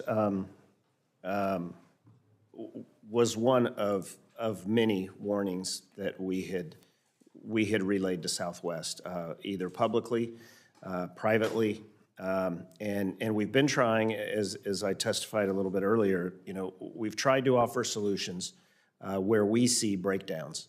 And so we've gotten very little traction in that regard. And so as we have moved forward, we have been expressing some very dire warnings about how brittle. Okay. I'm going to go to you, Mr. Watterson. Southwest recently announced $1.3 billion investment to update the technology. Is that going to get at the issues that Captain Murray raised? How is the money going to be spent? Thank you, Senator. Yes, the $1.3 billion is a 25% increase over to 2019 pre-pandemic levels. So we're increasing our IT spend obviously faster than our company is growing, and we're going to use that across the operation, both in the crew scheduling area, but also in our ground operations and flight operations area, so that we can make sure that we have modernized our operation. Okay, thank you, Ms. Pinkerton. In addition to the operational challenges this winter, there were also disruptions during the spring and summer of 2022. Part of it was post-COVID travel demand. What changes did airlines implement to correct the operational challenges they faced during this time period? You're absolutely right. Carriers did learn lessons post-pandemic. We had to change our staffing models as a result of people being sick, increased absenteeism. The two most important things we did, we reduced our schedules by 15% in 2022. Mm-hmm. And then secondly, we went on a hiring binge. We hired 50,000 people in 2022. As I was saying earlier, carriers have identified the fact that they need 5 to 15% more staff to fly a smaller schedule. Mm-hmm. Okay, thank you. Mr. Watterson, different subject, customer service. Senator Baldwin, I heard ask some questions about it. Could you talk about what steps you've taken to improve customer service and communication with passengers? Senator Capito got it, clearly some of the remedies. Thank you, Senator. Yes, we've implemented improved ways for customers to inquire with us about refunds, baggage return, and the like. And we've also made sure that we stayed well within the DOT guidelines for how we reimburse and refund customers who've had disruptions. We pride ourselves on having high Net Promoter Scores, so we're making sure we have increased staff, increased investment to be able to respond to our customers when they contact us. Okay, very good. I think you know how important I believe it is to have competitive airlines and have more competition. So I'm with you, hoping that this is all going to work and that you get at some of these cyber issues, because we can't have no competition in the airline. And you're clearly, as we all know, and your employees are one of the key competitors for people to get affordable. And I would put a pitch in for Sun Country Airlines of Minnesota as well on that front. Ms. Pinkerton, I mentioned this legislation to get RECs to strengthen the resiliency and the cybersecurity of the NOTAM system. In your view, how can we make sure something like this doesn't happen again? It's a great question. I think that, thank you for the legislation. I think that's a great first step. I will say that I think that that's just the tip of the iceberg at the FAA. Right. Their capital budget has been stagnant for 14 years. So I think we're going to see more and more. The program's 30 years old. Their facilities are 50 years old. I think this issue requires leadership from the White House, OMB, DOT, FAA, and then Congress supporting an ask for additional resources, frankly, and accountability, Right, and as well, I'm out of my time here, and maybe I'll ask you a question on the record later, but just about the investment on the private side as well. It goes together, I think. It absolutely does. That's something we need to do together. We had record $21 billion worth of investment in technology this year, and we're forecasting $27 billion next year, compared to the $2.9 billion that the FAA is doing. For 5% of the GDP is what we support, so it's an important investment. Thank you. Thank you. all Senator of you. Vance, thank you. Senator Vance.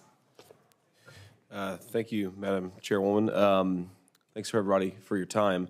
I want to start actually just asking, maybe following up a little bit on what Senator Klobuchar talked about in some of the antitrust questions. So I'd like to direct this to Mr. Hudson and then to Ms. Pinkerton, because I'd like to get both sides' perspective here. There's been a lot of argument that if you look at margins in the airline industry, if you look at certain geographic routes, if you look at certain practices, that there's some evidence of consolidation, and consolidation in a way that's very anti-competitive and not in the best interest of consumers. I'd love to get your reaction to that. What do you think the evidence is for consolidation? What do you think the evidence against it is? Because I'd like to understand, frankly, what's going on. Thank you, Senator. If we can look back at the history of 45 years since the Deregulation Act, what we see is originally there's a great profusion of new airlines that come into the system.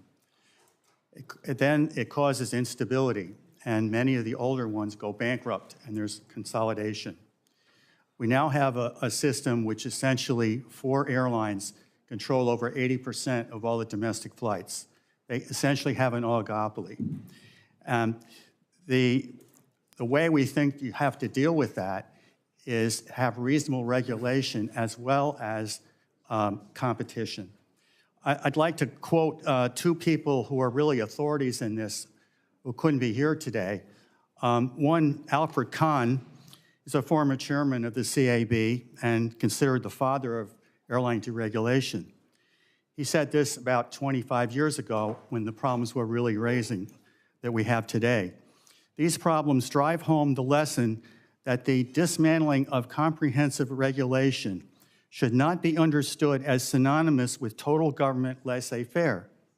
The principal policy failures over the past 15 years have been failures on the part of government to vigorously and imaginatively fulfill responsibilities that he's talking about himself really, in deregulating the industry, never intended to abdicate. One other person I would mention Pinkerton, sorry, sir, because of the limited time, thank you, but Ms. Pinkerton would love to get your thoughts too. Absolutely, I'll give you the evidence. And I think the first piece of data, again, is airfares, which are the fares and the ancillary fees, in the last 40 years have dropped 55%. Flying used to be for the rich. It's not anymore. We want to keep it that way. Deregulation has democratized air travel. It's critical that we not turn the clock back on that. In terms of consolidation, don't forget there were a lot of bankruptcies after 9/11, and there were consolidation after that. But what has it produced? It's produced an industry where we have fierce competition, we have low-cost carriers, we have ultra-low-cost carriers, and we have global network carriers. A lot of people like to make the global network carriers out to be the bad boogeyman. The fierce competition from the low-cost carriers and the lower-cost carriers means they're carrying 50% of the market today. Global network carriers have lost market share. It's gone from 72% 20 years ago to 51% today. So I think the evidence is in the data.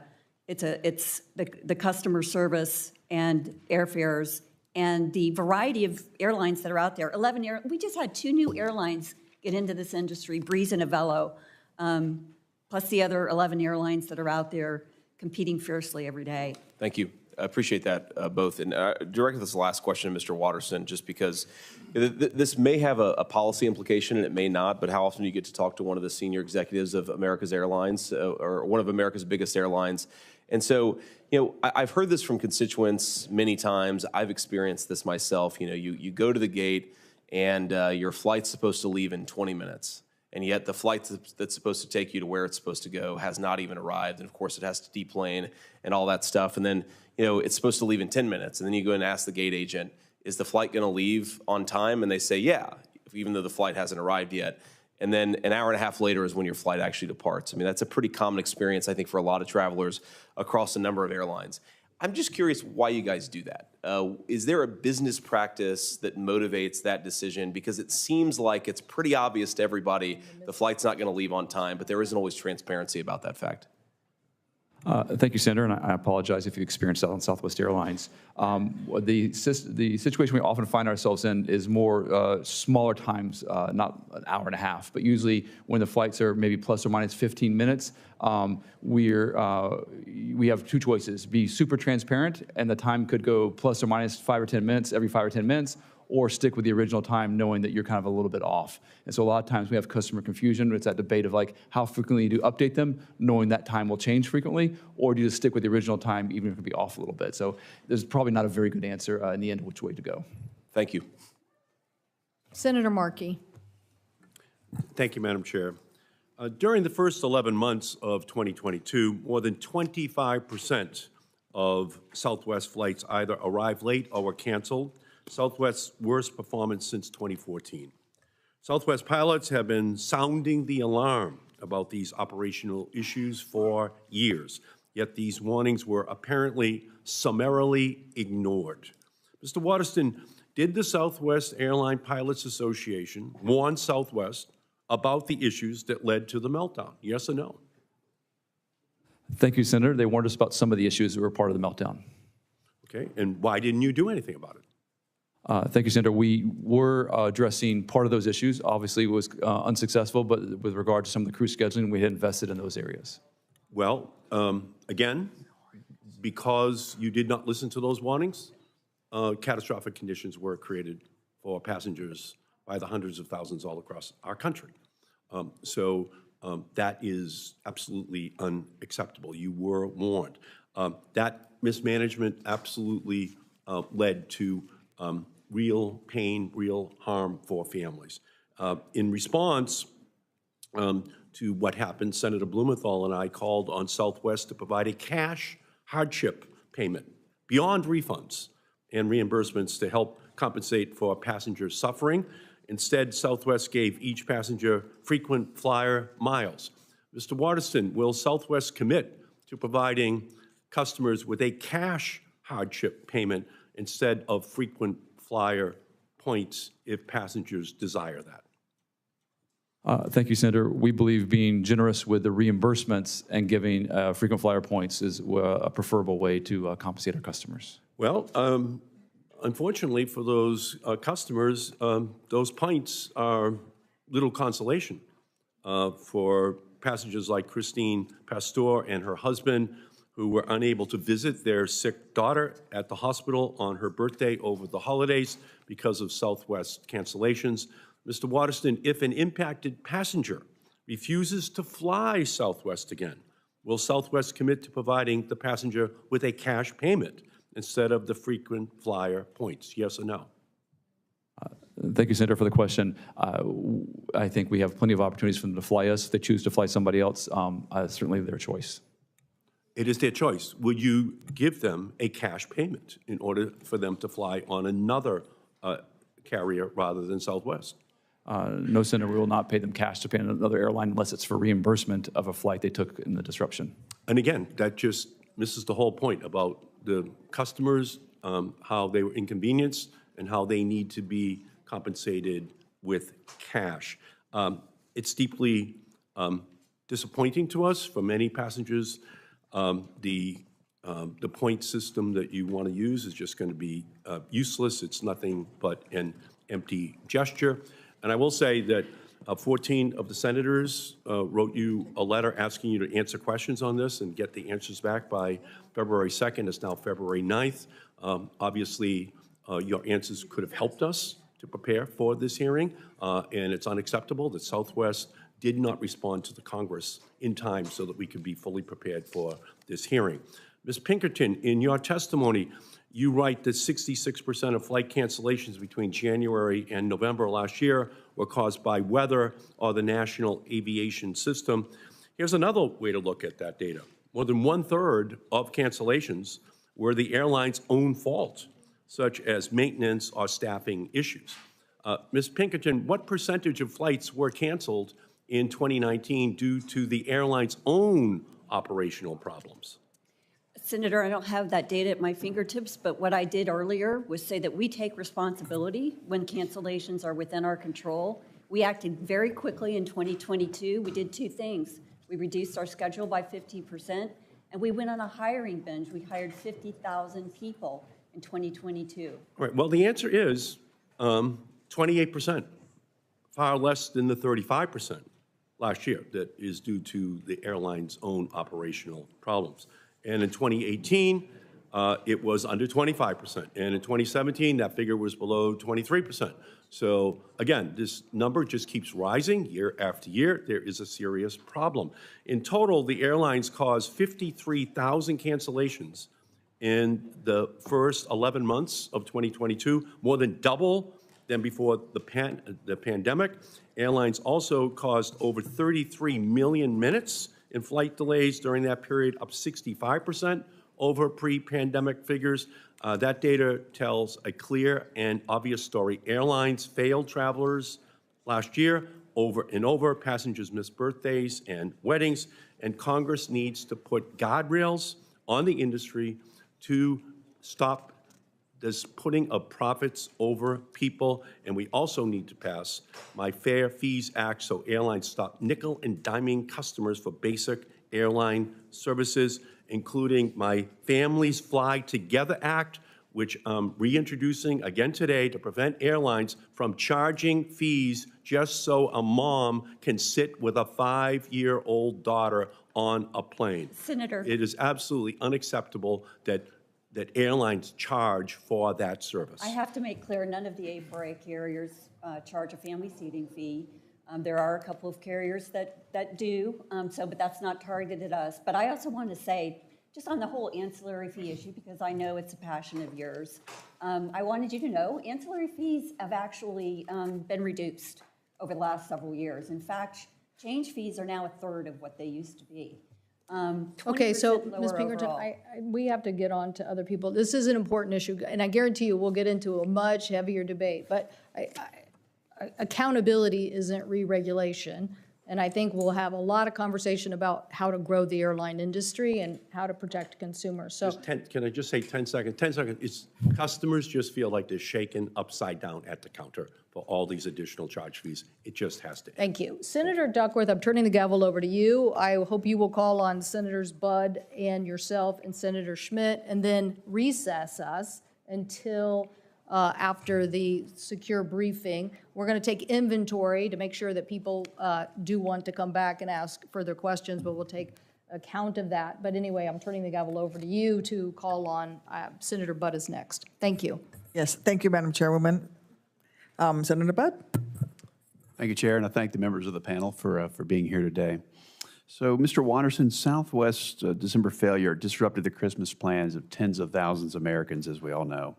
Families were unable to gather, people were left stranded, luggage was shipped all over the country, separating from their people, from their possessions, and sometimes even from their vital medications and their appointments.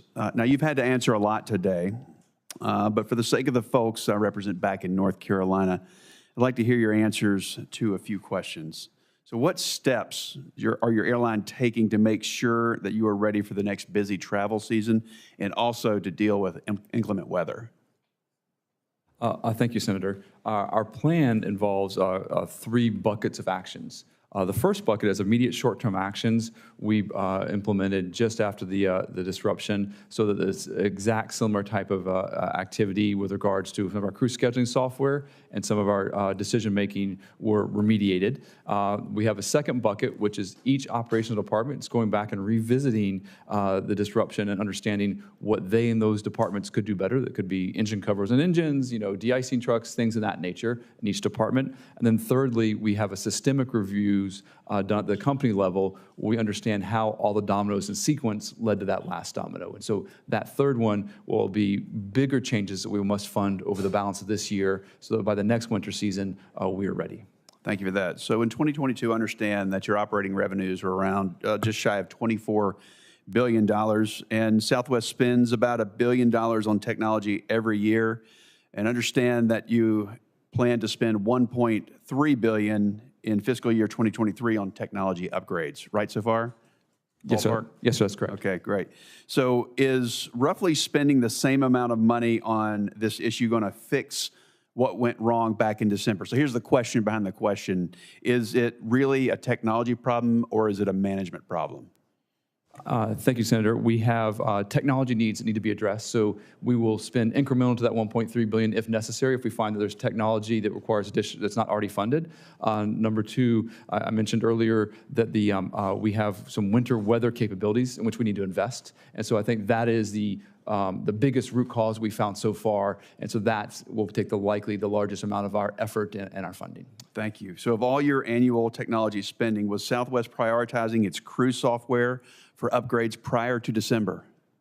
Thank you, Senator. We were, that spending was a cross-op operation. The crew spending was in the earlier stages of its modernization, so to speak, whereas maintenance had just been finished and flight operations is about midway. Sounds like it was in the mix, but it wasn't the priority. It was part of a total technology upgrade plan. That's what it sounds like. Thank you, Senator. It was more timing. The timing doesn't necessarily mean priority, so it's very important. We will fund it, but the maintenance system came first, and then it came our ground operations, and now we're working on the flight operations.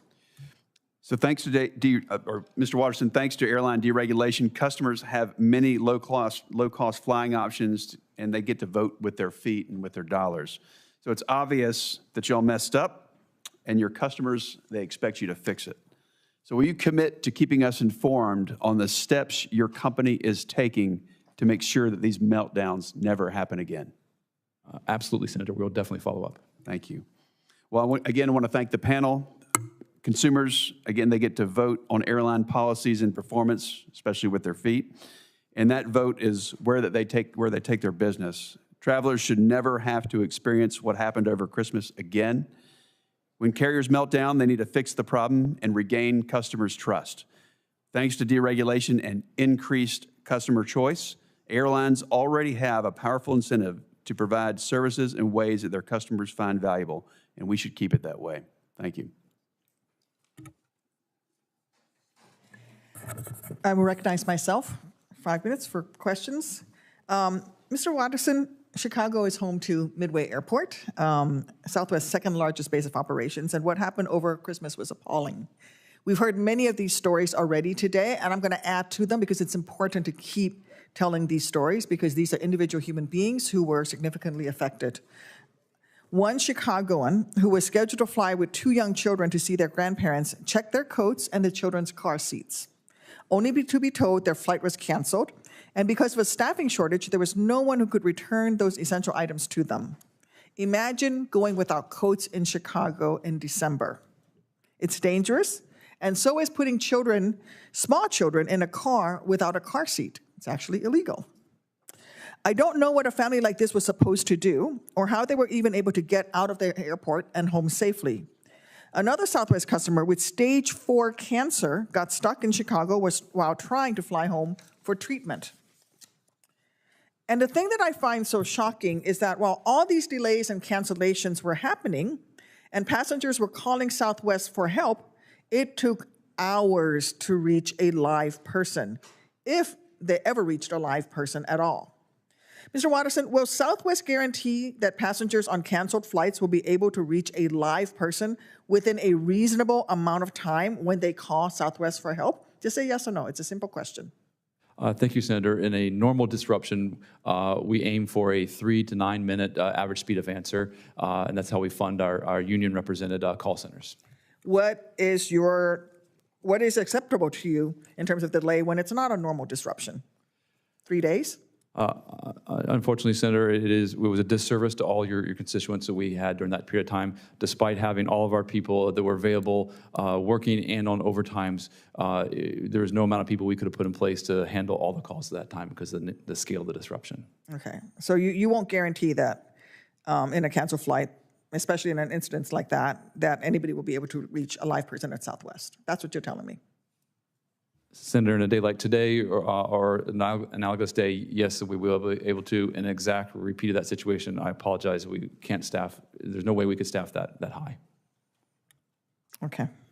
So maybe they need to come to a senator and we'll call a hearing and then we'll hand you pieces of paper with names and phone numbers on them. That's how people will get reached. I mean, there are people still waiting to hear from Southwest to reach a live person, and it's been a month. I'm deeply sorry, Senator. Our average speed of answer yesterday was 2 minutes, and so we've definitely staffed. And to the extent people are not getting through, I deeply apologize. And definitely please hand me the piece of paper and I'll follow up. For someone with a disability, such as a visual impairment, the inability to reach someone by phone at Southwest is especially frustrating. Not all websites and mobile apps are easily accessible for persons with disabilities, despite existing guidelines and industry best practices, and also law, the ADA. Mr. Watterson, when was the last time Southwest reviewed its website and smartphone app to ensure that it is fully accessible for passengers with disabilities? Senator, thank you for the question. I'm unsure of the exact time that we did that last review. I will say that our vice president over call centers is visually impaired, and that's a passion point for him. Okay, well, I want to know when the last time that you reviewed was. If you could just get back to me, that would Yes, ma'am, I will. Thank you. Ms. Pinkerton, I'm working on legislation to require the Department of Transportation to audit air carrier website accessibility. Given A4A's recent accessibility efforts, am I safe to presume that I can count on your organization's support for establishing such a requirement? I'm absolutely happy to work with you on that, Senator Baldwin. I heard you loud and clear in your previous statements, especially about the wheelchair damage. And as you probably are aware, our CEOs recently recommitted to doing better on accessibility issues. I don't know if you're familiar with that, but it includes having an advisory committee at each airline, and the disability community is part of that to hear those concerns. We've also committed to retraining all of our frontline employees and improving that training. And we've also committed to, thirdly, working with the disability community, identifying barriers in the planes and studying and trying to develop standards to provide better access. So I just want you to know this has taken on a new level of importance at our organization and our CEOs. We're committed to doing better.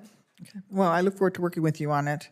For my final question, what is particularly frustrating about this meltdown is that Captain Murray and others literally warned that Southwest was one bad storm away from suffering serious disruption. Clearly, Southwest failed to heed the warnings of its frontline personnel. And I just have to say that we need to be reminded that the air crews are responsible for people's lives. This is just about lost luggage. These are professionals who commit every day to keeping their passengers safe and to making, not just for getting people from one place to another, but literally to safeguard their lives. And I think we often forget the role that air crew members play. Mr. Watterson, what specific steps is Southwest implementing over the course of this year to earn back the trust of your flight crews, your gate agents, and all the other frontline personnel who were thrown into the breach by this collapse that many of your own personnel predicted could happen at the very next instance of significantly bad weather, and then it did? What are you doing to earn back the trust of your crews and personnel? Thank you, Senator. That's a very important point for us to do. And so within our lessons learned work, we look at systemic issues we face here. We're involving our union leaders, both in the input stage right now of what their opinions of what went wrong. We had a session with both our flight attendant and pilot unions, as well as our other frontline workforces. And we committed to them that once we have a comprehensive view of what went wrong, we will then share the recommendations out of that and work with them on developing the details of that. Because I think involving them in the work to make sure this doesn't happen again is the best way to show engagement with them and to make sure it doesn't happen again. I'm going to ask you a question for the record, and I want you to respond to me in writing. Please explain the specific benchmarks Southwest must hit in the coming months and years to fulfill your promise that this will never happen again, and make sure to address how the company will transparently measure progress and hold executives accountable for missing those benchmarks. Thank you, Senator. Yes, sir. Thank you. I now recognize my colleague from Missouri, Senator Smith, my neighbor. Thank you, Chair. I also want to just preface this by saying it's an honor to serve on this committee. The state of Missouri has had for nearly 50 years someone on this committee to ask important questions and advocate for the people of the state. Southwest, of course, serves St. Louis and Kansas City, probably the principal carrier, certainly in St. Louis, I know in Kansas City too. And so I'm not going to rehash a lot of the questions that have been asked. I do want to ask, though, specifically on the IT and the technology issues that have been identified as part of the problem. What is the plan moving forward for that kind of maintenance and repair? Is there a schedule that's been put forth from an operational perspective? How are you guys addressing this in the long term? Thank you, Senator. So with regards to our flight scheduling software, there was a specific issue we had during the disruption, and that one will be put in, a fix we put in tomorrow into production. But the overall flight scheduling system, we're looking to upgrade or replace that. So we've conducted a request for information from software vendors, evaluated those, and we'll be going to a request for proposal here after we had the findings from our assessment of what went wrong and after we re-engage with our flight attendant and pilot unions. Now, is that the Sky Solver software? The system we call Sky Solver, Senator, is what has for patch, for lack of a better word, they'll be implemented tomorrow. Sky Solver is a decision support tool, not necessarily a scheduling tool. The scheduling tool underneath that is the one that functioned fine during the meltdown. Is one that we're looking to replace over the course of this year and next, and that's one that we'll engage with our unions on. Okay, and then Dr. Winston, I have a question for you. Are you there, Dr. Winston? Dr. Winston? No longer. Yes, I'm there. Oh, okay. There we go. Thank you. And I know that we've obviously been very focused on what happened with Southwest, but there was a more disruption in travel in January. And as you may recall, thousands of flights couldn't take off because of a failure of the FAA's NOTAM system. And I think it was Captain Murray that mentioned the normalizing of organizational drift. And I want to address that here with the Department of Transportation as it considers more red tape and regulations. In December of 2021, the system known as the Notice to Airmen system was changed to the Notice to Air Mission systems to be, as I quote, more inclusive to all aviators and missions. And with the 23 FAA reauthorization bill approaching, how can we ensure that the FAA stays true to its mission of making sure that it's the safest, most efficient aerospace system in the world as opposed to this kind of virtue signaling? Well, I think the position that we've had now for many, many years is that it's really a bad idea to have the FAA both be a regulatory agency and a technology agency. It's not really equipped to do both. And I think the general recommendation is that we split the FAA to have a regulatory part and a technology part, and that technology part should be privatized. And the model for that is Air Canada. And I think that's really where we can make progress. And as you know, FAA has been talking about a new air traffic control system for decades, and repeatedly it's found to be over budget, behind schedule, but most importantly, it's behind the technology. Other countries have satellite-based air traffic control. Give much more freedom to more efficient flight paths to pilots. We don't have that. We still have a radar-based system, and that's obviously something that puts us behind. So I think the recommendation of legislation that's been around for quite a while to separate FAA into a regulatory group and then have a new group to do work on the technology is sound, and that's what I would suggest that you focus on. Dr. Winston, just to follow up on that, do you know how much time was spent, again, trying to address this kind of language as opposed to putting that time and effort into making sure the system works best for customers and that it's on time and it's safe? Because this is not the first time the Department of Transportation's engaged, again, in this kind of virtue signaling. Are you aware of how much time or how could that time be better spent? Well, if we're interested, frankly, in improving air travel and reducing delays and cancellations, start with the airports. I'm serious. Introduce congestion pricing at airports. That could make an incredible difference in terms of the efficiency of the system. Thank you. Thank you, Mr. Chairman, Madam Chairman. Thank you. As you can see, many of the members have gone to vote. We're voting on the floor right now, so I am going to put the hearing into a recess, subject to the call of the chair. Thank you.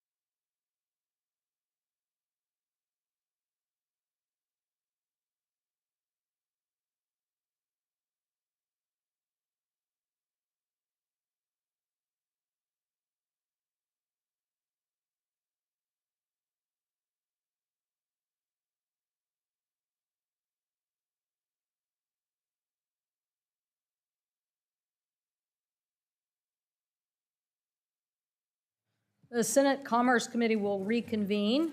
I appreciate our witnesses dealing with the Senate schedule and the secure briefing that members are attending. The briefing part is ended and members are in their question. So I do believe that we'll get rejoined with some of our colleagues here who didn't get a chance to ask questions yet, and hopefully in the next half an hour or so, we'll be able to wrap up those who are interested in asking questions today. So if you could bear with us, we appreciate it.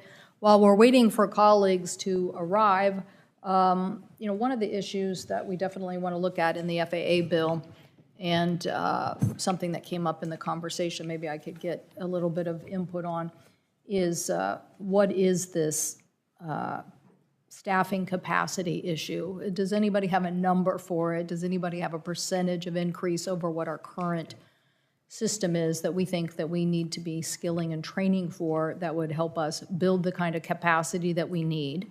We can talk later about whether we think the model that, say, United or other people have, which is, I think, a little bit about overstaffing and thus being able to handle outages and systems better.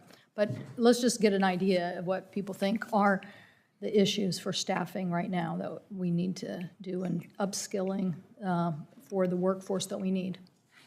So that I'm clear, Senator, are you talking about the FAA or the carriers? I throw it all in. I care about an aviation system that works. The safety and security bill that we've worked on clearly identified the needs of the FAA. We feel like the FAA needs a lot more technical workforce to keep pace with the level of innovation.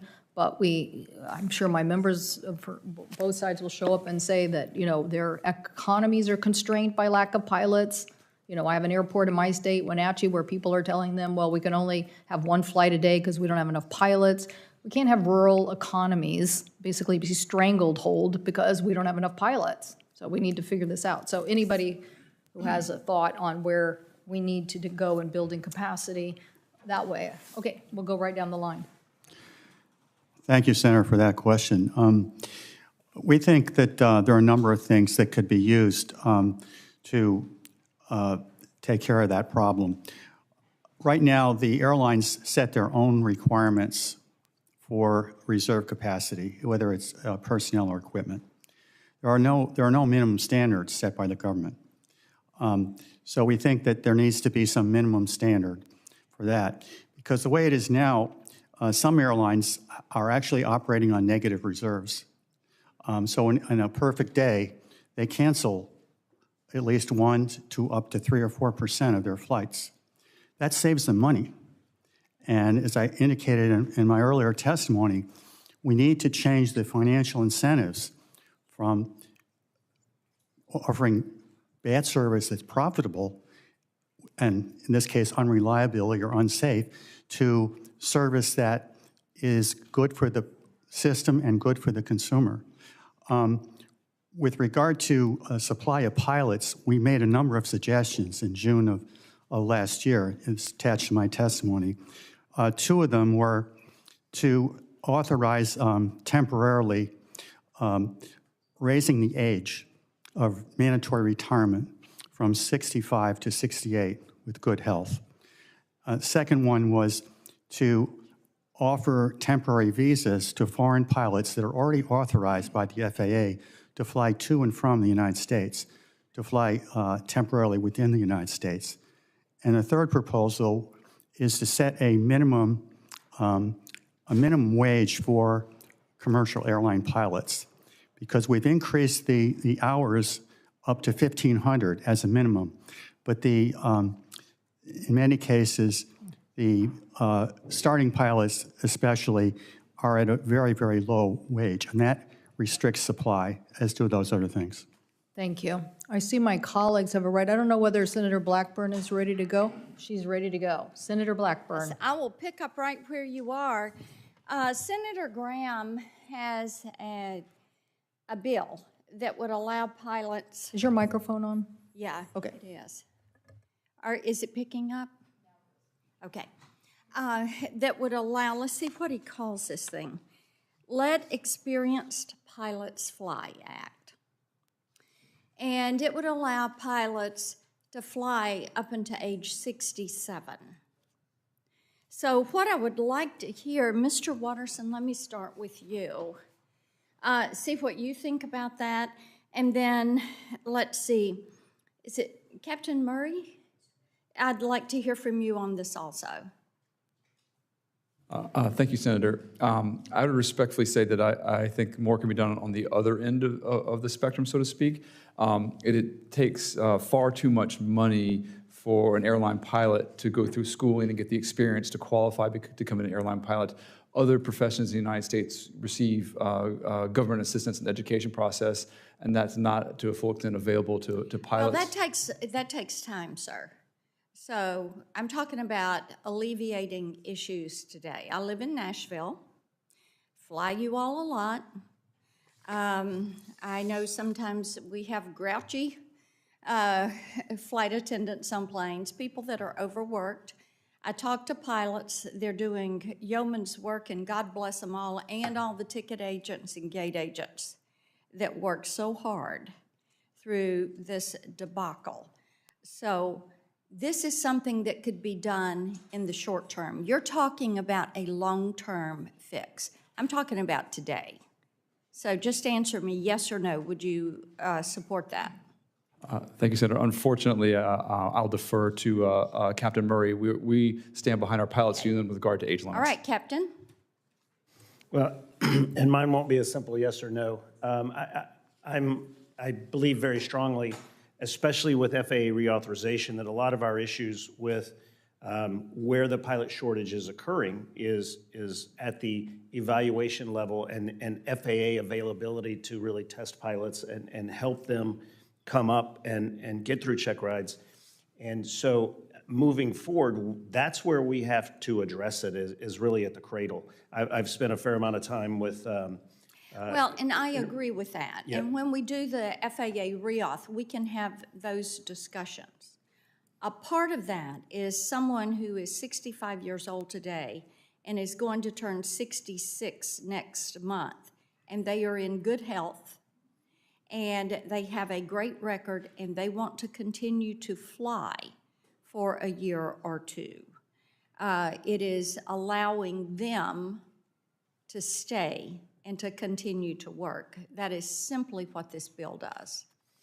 And what we saw in 2008 with the age 60 to 65 had some caveats in there as we having to do with medicals, having to do with who flew. There were ICAO issues, and so we would have to see how that is addressed in allowing from 65 to 7 or 8, however that goes. Okay, all right, thank you for that. Let's see, Ms. Pinkerton, I want to ask you about this.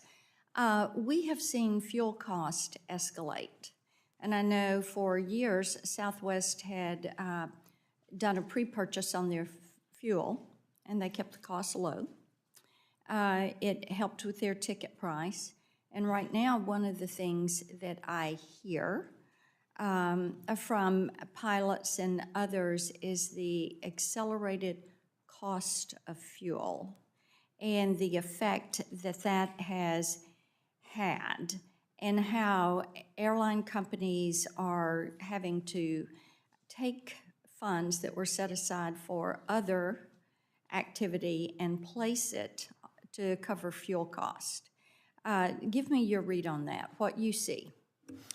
Well, definitely fuel prices in 2022 are up 87% over the prior year. So there's no doubt. And then in the month of January, we saw it go up even further.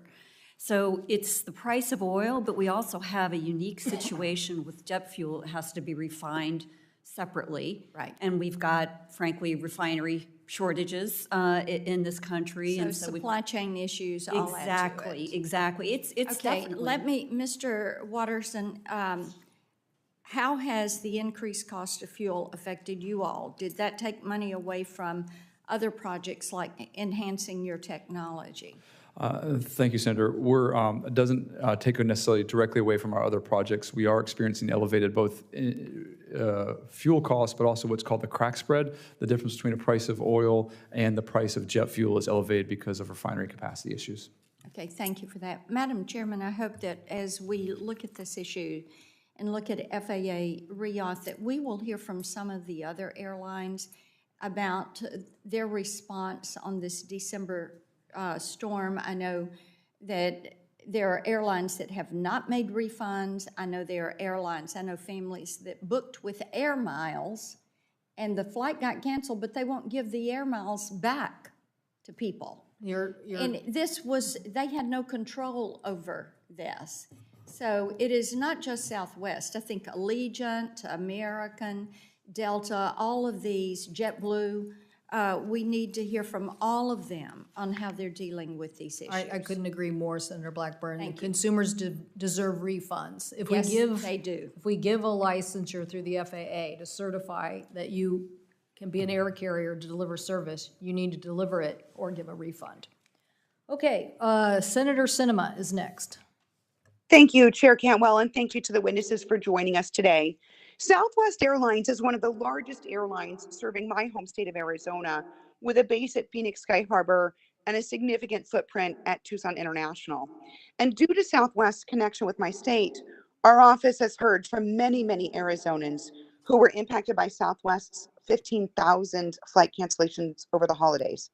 In many cases, these Arizonans were unable to be with their families for Christmas. And many Americans who wanted to celebrate the holidays on vacation in Arizona couldn't make it there, which hurt both the travelers and the small businesses in Arizona who were ready to welcome them to the state. So just like so many Arizonans, the staff of Senate offices were also impacted by Southwest cancellations. One of my staffers was stranded at his connecting airport, rebooked on a flight multiple days later, which was incidentally also canceled, and never made it home for the holidays because of the disruption. So my first question is for Mr. Watterson. We know that many Southwest passengers, like my staffer, were stranded for days at their connecting airports. And my question is, what did Southwest do, if anything, as the cancellations increased to ensure that passengers with special needs, like unaccompanied minors, persons with disabilities, those with dietary restrictions, were safe and able to obtain food and lodging, particularly when many businesses were closed on Christmas Day? Thank you, Senator, for the question. With regards to unaccompanied minors and young travelers, early in the disruption, I can't remember exactly what day, but we can follow up with your staff, we prohibited the travel of young travelers under the age 18 and unaccompanied minors on connecting journeys. That we allowed them on just a point-to-point flight. That way we reduced the risk of them being stranded because of a disruption in the connecting point. With regards to travelers with disabilities, we certainly, in a retrospective, looked at the number of our complaints and failures with regards to assistive devices, and we found 11 of those, and in each 11 of those, we offered replacement services for those customers while we serviced their equipment. And that rate was similar to the rate we experienced during normal times, which we believe is still too high and have efforts underway to lower that. Thank you, Senator. According to your website, Southwest has committed to, quote, reimbursing reasonable expenses incurred as a result of disruption, including meals, hotel accommodations, and alternate transportation. And on the website, the word reimbursement is used repeatedly. Yet the calls I'm getting to my office say that when folks are receiving these payments, the payments are being labeled as settlements instead of reimbursements. Now, not everyone understands the difference there, but as I'm sure you appreciate, the term settlement implies that customers are agreeing to forfeit their rights to pursue legal remedies, something that's not disclosed to customers on the website when they're uploading their receipts for reimbursement. So why is Southwest describing these payments as reimbursements on the website, but as settlements when the payment is made? That's my first question. And my second question is to ask you for a commitment that despite this language change, I'd like you to make clear that Southwest is not arguing that a customer has waived their legal rights because they followed your company's instructions to submit receipts for reimbursement. Thank you, Senator. I was unaware that on the payment website that it was labeled settlement. That we did not mean it to be that way. We only meant it to be we're returning your money and nothing else. So okay. So folks, so So you believe that Southwest customers do retain all of their legal rights and are not waiving them when they receive their reimbursements? I'm unfamiliar with the topic, Senator. Is our intention just to refund people's money and not take away the legal rights? I can certainly follow up with that. I apologize. I don't know the information off the top of my head. Good. Well, that commitment is very important. On the topic of reimbursements, we heard that Southwest wasn't promising to reimburse expenses until multiple days after the cancellations began. So a lot of customers in the early days didn't book alternative transportation. Like they didn't book expensive alternative flights because they didn't know whether or not Southwest would pay them back. So my question is, why did it take so long to make this commitment? And for customers who are concerned about this for the future, I'm asking that you update your contract of carriage to clearly state that reasonable expenses will be reimbursed in the event that a similar disruption occurs in the future. Thank you, Senator. The early part of disruption was a weather event like everyone else experienced, and then it turned into a crew-driven event that only we experienced. And when that happened, my recollection is that we then changed our language to be that we would reimburse. And then I believe we've held true to that word as well. And that as far as the updates to our contract of carriage, I believe we are consistent with the the DOT policy. We certainly want and endeavor to reimburse our customers, but I will commit to you that we'll go back and we'll look at that language and make sure it is up to date. Thank you. Chair Cantwell, I know my time has expired, so I'm going to submit another question for the record about code sharing and interline agreements around rebooking on other lines. I don't have time to get to that today, but it is something I'm very concerned about, and so I'll follow up. Thank you. Thank you. Thank you for that question. Senator Rosen. There we go. Had to get the unmute button to work. Thank you, Chair Cantwell, Ranking Member Cruz. Today's hearing is so important as I don't have to tell anyone here that Nevada's tourist economy, it is the backbone of our state. And like my colleagues, I agree that it is unacceptable that thousands of flights during the busiest travel season of the year were canceled or significantly delayed. They left many travelers stranded, affecting plans to be with families and loved ones. And like every other state, these cancellations had a devastating impact on families across Nevada. I received messages from all around the state, people who were affected by this unmitigated disaster. One gentleman wrote to me about spending all of Christmas Day at the Reno Tahoe Airport after multiple flight cancellations, going back at 4 a.m. on Christmas Eve morning. Another constituent emails me about cancellations, stranding his family on the way home to Las Vegas, cost him more than $3,000 in alternative transportation and lodging.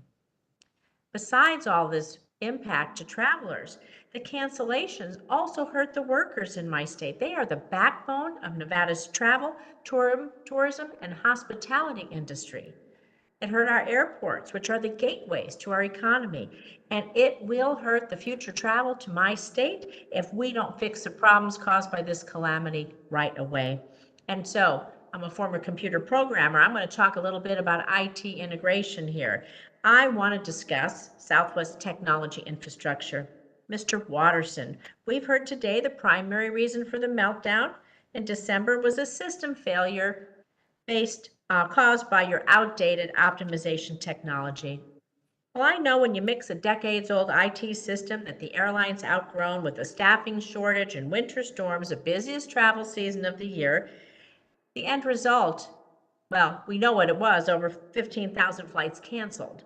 People sleeping in airports, people missing holidays or medication, so on and so forth. It might have been the perfect storm, but it was entirely predictable. So, Mr. Watterson, in addition to the upgrades you plan to make as a result of this incident, does Southwest have a long-term plan for what is your plan for long-term technology, for the integration of these outdated systems? And what's your next phase? And what is that long-term strategic plan that the traveling public, number one, and then the hospitality industry that relies for jobs and income on people traveling? What is your long-range plan so you don't outgrow these systems as well? Thank you, Senator. With regards to our disruption, technology was a issue. It wasn't the root issue, but there is technology work to do as a result, and we will certainly fund that, both out of our current plans and incremental money that's necessary. Additionally, the root cause, we believe, of the disruption was our capacity to handle winter operations, and that needs substantial improvement this year. And so that's what we will endeavor to fix this year. But over a multi-year period, we will be going through every part of our operation and modernizing it. It's one of the tenets of our new CEO to modernize the operation over the next 3 years. And so we will be proceeding apace in every work group, whether it's technology, equipment, or processes. And so I'm going to build on that because, of course, we have a hospitality workforce, and our hospitality and our travel, the ecosystem of travel, relies on staffing, flight crews on the plane, maintenance people, baggage handlers off the plane, all of that. So it relies on staffing to be sure that people who are traveling get to where they need to go. So can you talk about your staffing a little bit? How is the disruptions over the holiday season, how it impacted your pilots, your flight attendants, other airline employees, like I said, baggage handlers, gate agents, and the like? How do we be sure that they're taken care of and this not going to happen to them in the future? Did you reimburse them for all the accommodations and meals, transportation if they were stranded? Thank you, Senator. Our people were the hero of the event. They showed up. We had absolutely no problem with attendance nor service, and so we're very grateful for our people showed up. There's no way we can give back the time that was taken from them, but we were able to show them some gratitude with incremental pay, and then we're going to be involving them in our efforts to make sure this doesn't happen again. I think that's probably the biggest thing we can do. And then, of course, I just have a few seconds left, but how are you working with the airports?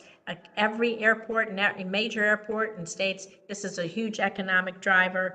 Again, the ripple effects for the related entities, airport concessionaires and their workforce. Are you working with airports? Can you tell us briefly what you're doing to be sure the impact on their staff that is so great? Thank you, Senator. There are specific airports where we had infrastructure shortcomings, not because the airport failed to provide it, but because we did not ask for it. And now we will ask for incremental infrastructure as part of our effort to revamp our winter operations. And I'm going to submit this for the record because we'd like some actual data, but does everyone have their luggage, their strollers, their other essentials, wheelchairs? You can respond to that. I'm sure I might have somebody after me. I've gone over my time, but I want to be sure that everyone who is traveling is reunited with the important items that they left home with. Yes, Senator, we've returned every single bag except for there's 200 we still have that have no markings nor identifying information that we're holding, and we will continue to hold those until we can find somebody who owns it. Thank you very much. Thank you, Madam Chair. Thank you. Senator Lujan. Thank you, Madam Chair, and I'll pick up where Senator Rosen concluded there.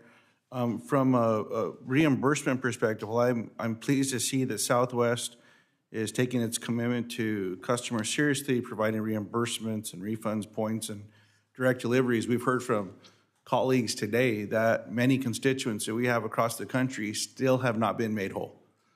Nonetheless, I hope that there's a process that we can talk about as our offices are working on this with everyone. Southwest has set up a portal, but if there's a way for our offices with constituent services to be able to work with our constituents and make sure that we're pointing them in the right place, that would be appreciated. And I hope you all can let us know what that is and where it is and who the person is for us to work with. Can you share the number of customers who have not received reimbursements? Thank you, Senator. Let me consult my, my notes here.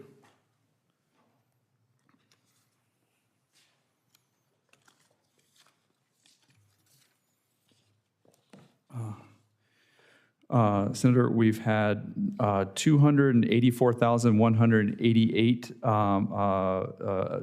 eligible cases submitted, and we have reimbursed 273,406, and that leaves 10,782 that have not yet been reimbursed, but those are ones that have been submitted most recently, and we were within the DOT timelines of 30 days for processing all those. I appreciate those numbers. Mr. Watterson, Is Southwest still working to follow through to ensure 100% of your customers are made whole, including reaching out to customers who may be unaware of the available remedies via mail or phone? Yeah, Senator, we emailed every single person that was disrupted and gave them points, as well as apologized and gave them resources to contact us back should they need so. Do you know that every Southwest customer that was impacted has an email? We know which ones do and do not. The large majority have an email as part of their purchase. You have to enter an email to get your receipt. So except for exceptionally small circumstances, everyone has an email, Senator. So for the folks that don't have an email that you've identified, how have you reached out to them? I'm unaware. I can follow up with you, Senator. It's a very small number. I appreciate that. Well, I hope that they're not just left out to say, oh, well, that's the cost of doing business. Because it turns out in America that, connectivity is it's a problem. So coming from a more rural state, I just hope that we can get there. So I look forward to hearing back there as well. Yes, Senator. Now, several of my colleagues today have raised concerns about the fact that Southwest frontline employees, from pilots to flight attendants to customer service representatives, have been sounding the alarm on many of these known issues for years. And yet Southwest did not implement changes to address them. I'm disappointed to hear that the voices of staff on the front lines of Southwest Airlines operations, including pilots, flight attendants, and customer service representatives, have not been a priority. Mr. Watterson, I want to follow up on your commitment to my colleague, Senator Duckworth, that your frontline employees will be at the decision-making tables as Southwest reflects on the December 2022 meltdown. Thank you, Senator. Yes, we have involved all of our unions from our front line in our lessons learned, where we're looking at understanding what went wrong. And then once we synthesize that into what we should do about it, we will re-engage with each union and with the efforts that were relevant to their work group and involve them in the plan for going forward. I appreciate that change. As a result of implementing that change, is Southwest considering changes to the management structure and decision-making process to ensure the voices of your frontline workers are heard and prioritized as part of Southwest decision-making process? Thank you, Senator. I think with certain of our work groups, our relationship has maybe atrophied, and I've committed in my position to re-engage and work with their elected union officials to develop a better relationship, maybe a return of a better relationship with those work groups. That's a yes to the question? I believe you, Senator. Maybe I misunderstood the question. So Southwest, in addition to the change that you just laid out to me with creating a process to hear from more frontline employees, has Southwest also changed its management structure to ensure that that's included? Sorry, Senator, specifically what kind of things did you have in mind? I'm not sure I followed the question. They weren't being listened to before. So if they weren't being listened to before, your management structure told them, thanks for being here, but I'm not going to listen to you. So have you changed your management structure so that that does not happen again? Thank you, Senator, for the explanation. Yes, we have made management changes, and we will change our management practices more than the structure of how we engage with our union leaders going forward. I appreciate it. Thank you for the time, Madam Chair. Thanks, sir. Senator Young, and then Senator Hickenlooper, Senator Sullivan. Well, I thank our witnesses for being here today, and I know a number of my constituents are tuning in for this hearing because the recent challenges experienced by Southwest have impacted some of them in a really personal way. This whole situation is sort of interesting to me, not in an academic way, but I think academics will take note. I mean, this will be like a business case study moving forward, from the lead up to the Christmas time flight issues, to the initial response, the realization that things have really hit the fan, and now the current response by businesses. And to me, it's an illustration, as I watch it play out, that the market really can work. I think a number of consumers are making up their mind. Are they going to continue to do business with Southwest Airlines? In my experience, most will probably conclude yes, because of the value proposition. Others haven't made up their mind yet, and so forth. But that ability to exercise choice, which is the hallmark of the free enterprise system, is playing out before our eyes. And I think we have to be really careful here as we discuss an appropriate regulatory framework, not to overshoot and limit choice too much. All of us here, I think without exception, would say government has an appropriate role to play regulating, especially in the area of safety, regulating our carriers. I think it's very important to make sure that we don't destroy the proverbial goose that lays the golden egg.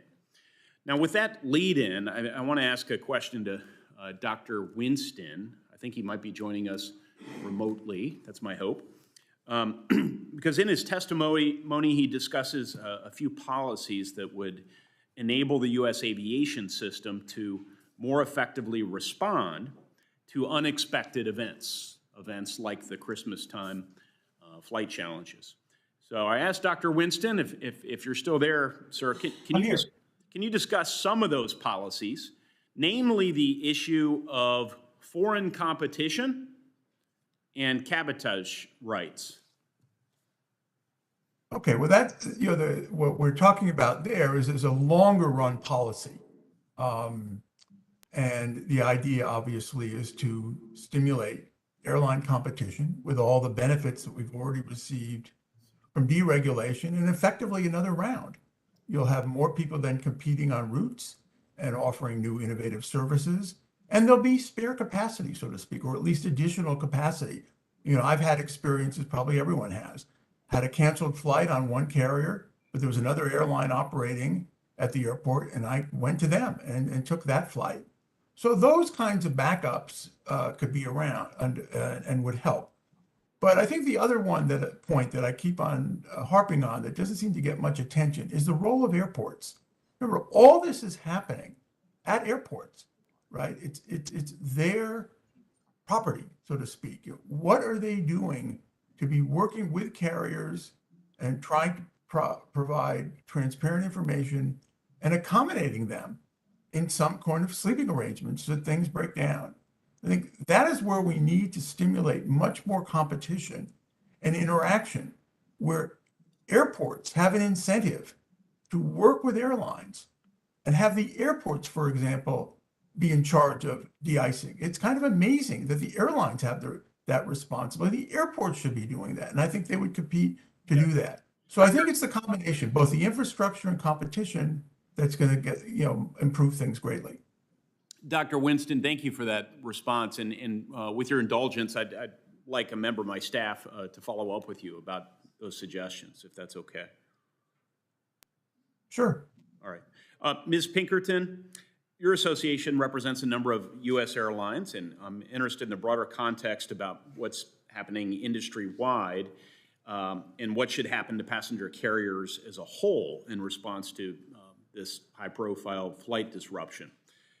Can you briefly touch on whatever piece you think is relevant about the state of the industry and being concerned about efforts to re-regulate the industry? Well, absolutely. As I explained in my testimony, I think carriers at the beginning of 2022 saw that they were living in a post-pandemic world. They adjusted their schedules, they reduced their schedules, and they went on a hiring binge. All of our carriers have done that, and then they've focused on making sure that the schedule they put out, that they have the resources to meet that schedule. So I take what Chair Cantwell said very seriously. Accountability is appropriate, but what the concern is here, for example, in the refund space, I said in the last 3 years, since the pandemic, we've refunded $32 billion worth of cash refunds. So, and we've brought the complaint rate down to 0.01%. So that's just one example of a place where I think there is plenty of incentive. The customers are voting with their feet, their wallets.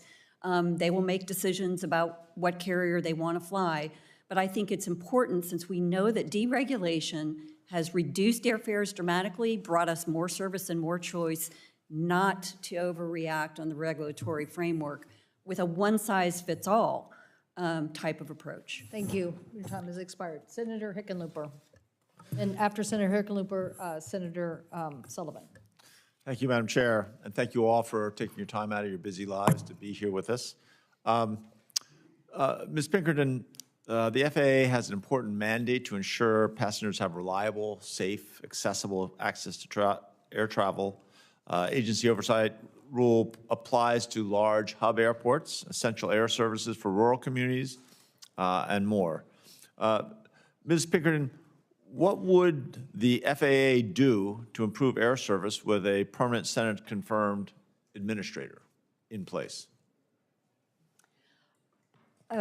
Probably a better question for FAA, but I can say what we would like a new administrator to do is to exercise leadership. And I think one thing that's essential to support small community service is having the adequate staffing and technology at the FAA, quite frankly. I mean, it's very important. The National Air Traffic Controllers Association has told us there's a controller shortage. We know that for small communities, there's a serious pilot supply issue. I want to applaud those who are working on legislation that would provide aid for pilot education and training.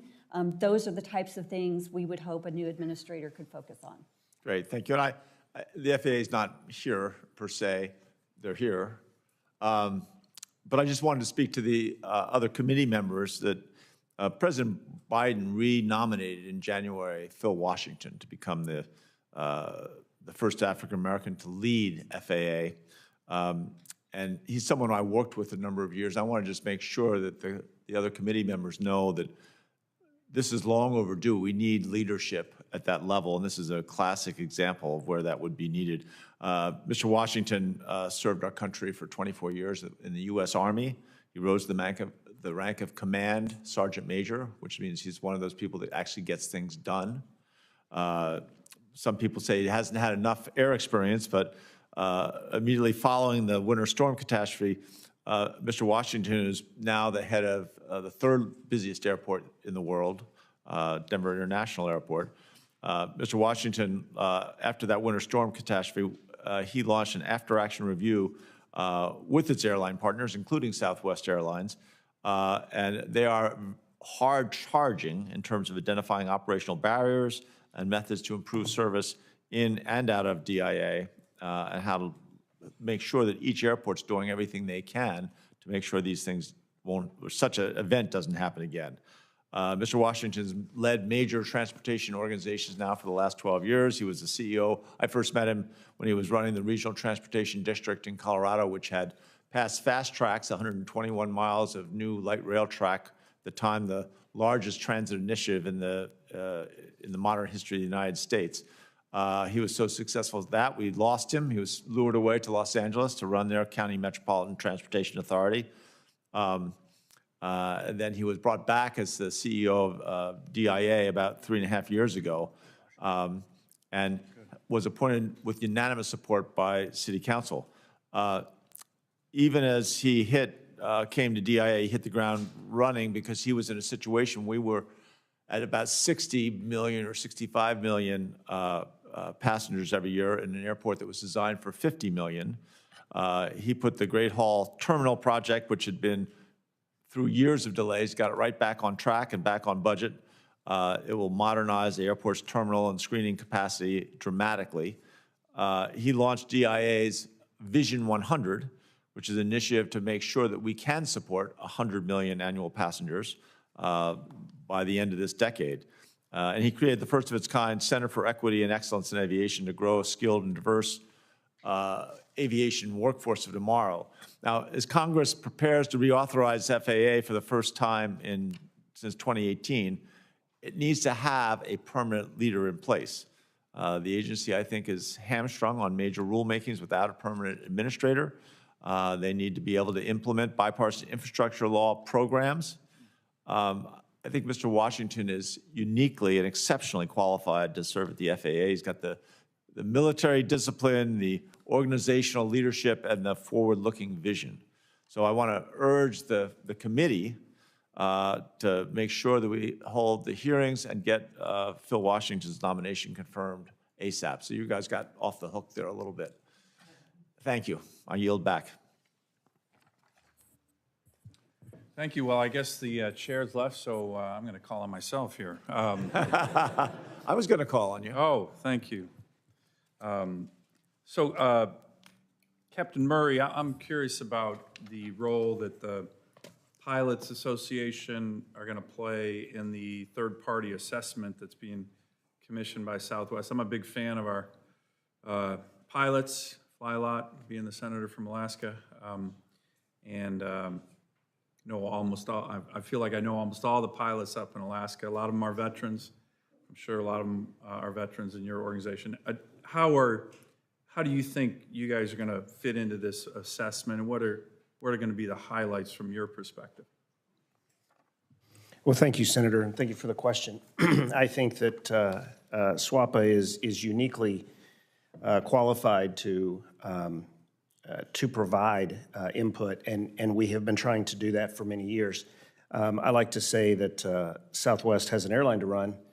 We have an airline to analyze, and that's what we do, and we have some of the best in the world at analyzing. And as I've spoken about processes before, that is where I feel, along with NIT support system for the correct processes, has to be addressed. Mr. Watterson just testified that tech was an issue, but not the issue, and I agree. He said primarily, though, it was the capacity to handle the storm, and with that, I disagree with. We've been sounding the alarms for years, and I know that's been echoed in this room today over 24 times through podcasts, through email blasts. We have been trying to draw attention to the chaos that all of our pilots have to deal with every day. And so I am concerned moving forward that we're not going to be addressed, or any of the frontline employees are going to be addressed as true partners. Yeah. And that has to be done. Well, I hope that happens. I mean, Mr. Watterson, is that going to be? That's obviously going to be your intention. That's part of the reason you brought the pilots in, I'm assuming, for the third-party assessment. And I'm sure you've seen the Captain Murray's testimony, which has these history of meltdowns that he lays out in this chart. Is that going to be your intention to work with them in terms of the assessment? Yes, Senator. We have met with them on a couple occasions. We intend to meet with them on a lot more occasions. We also intend to improve the processes Captain Murray discusses. There's an effort that had already been started prior to the disruption to do exactly that, but it's certainly work ahead for us. Good. I want to turn to the broader topic. I know we've already talked about it a lot. Ms. Pinkerton on the issue of technology, and then everybody else kind of weighing in. We had I noticed the CEO of United Airlines, Scott Kirby, in his tech infrastructure, it was an earnings call in mid-January. He said the FAA, as well as most airlines, with the exception of network carriers, have, quote, outgrown their technology infrastructure and simply cannot operate reliably in this more challenging environment. Do you agree with that? And do others agree with that? And what do we do about it? And is that both? Is that?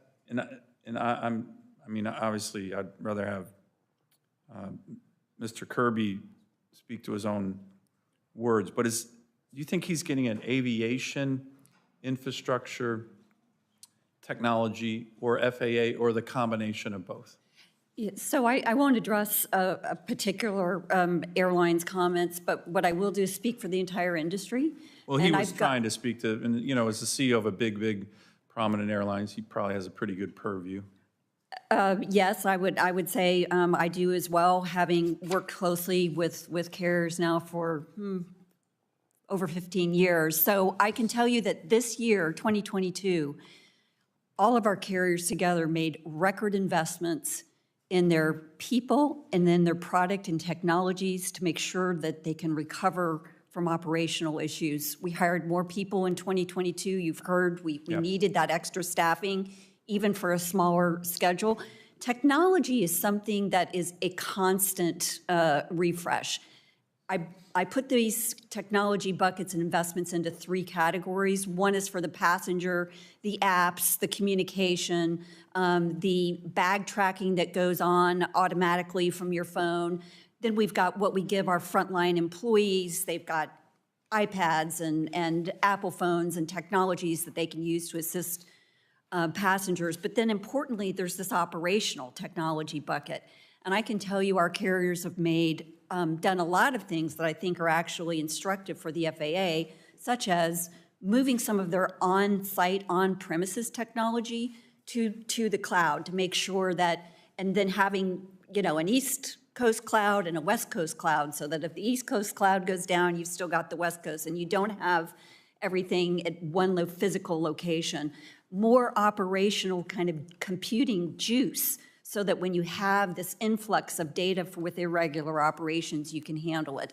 So $21 billion is a record for investment, and we're forecasting $27 billion. I think carriers are absolutely taking the operational reliability and technology issues very seriously, and they're investing robust amounts of money. Let me ask, Madam Chair, can I ask one final question? I know I've run out of time, but there's been a couple reports in the news just in the last month of some near misses within our airline system.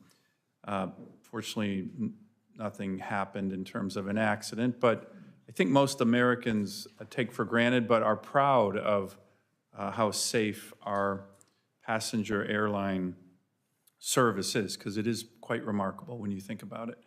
But are there any things that you, Ms. Pinkerton, or anyone else on the panel think that we need to be thinking here to get ahead of the curve? What I always think when Congress is acting at its best, it's preempting challenges and getting in front of them before, you don't want to have a hearing because there was a major midair crash and the FAA realized it had a problem. From a safety perspective, is there anything right now that any of you would say, hey, make sure you're getting on this and watching it before something bad happens, none of which we don't want anything bad to happen? I'll start with you. Yeah, and I can't obviously talk about particular incidents that were under investigation, but I will tell you we are extremely proud of our safety record. It's because we do things like systems, management systems, analysis of safety issues to see if there are trends. And so we try to be more predictive in our work on safety than forensic, for example. So I'm not aware that there are any troubling trends that are out there right now. And again, I think our safety record, I've seen a couple stories post these incidents that compare our record. It's much safer to fly than it is to drive, be on a bus or a train.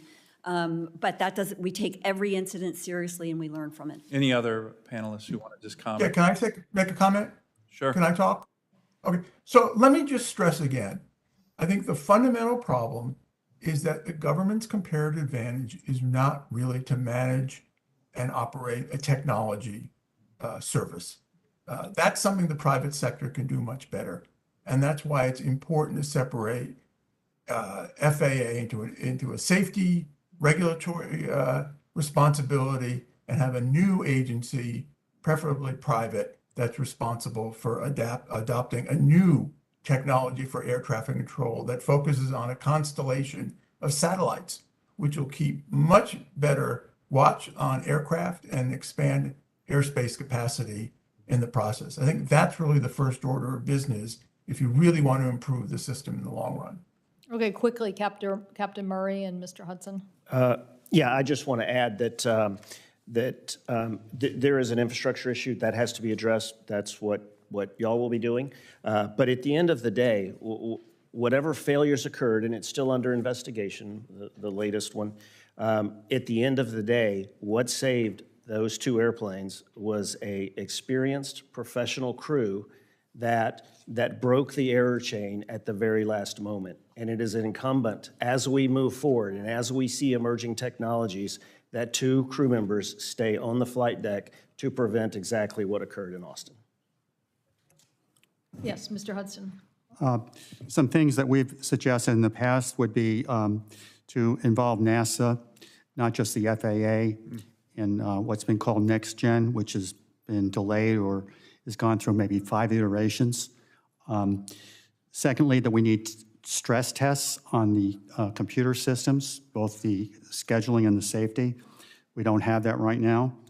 And we would agree somewhat with the doctor here that we should consider standing up a new agency for air travel regulation and taking the safety aspects from the FAA and the economic regulation in transportation office of the secretary, which is really there by historical accident, and put them into a new agency that will really be focused on safety as well as good regulation.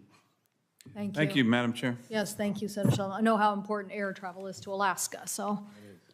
Well, believe it or not, I think we're at the end of the road here of getting members to ask questions of our witnesses. I did want to clarify something, Mr. Watterson, on the question Senator Lujan asked. How many tickets actually were canceled because of people? You gave a number, but then I wasn't sure if that was how many people had asked for refunds. Do you know a number of how many actual tickets were canceled?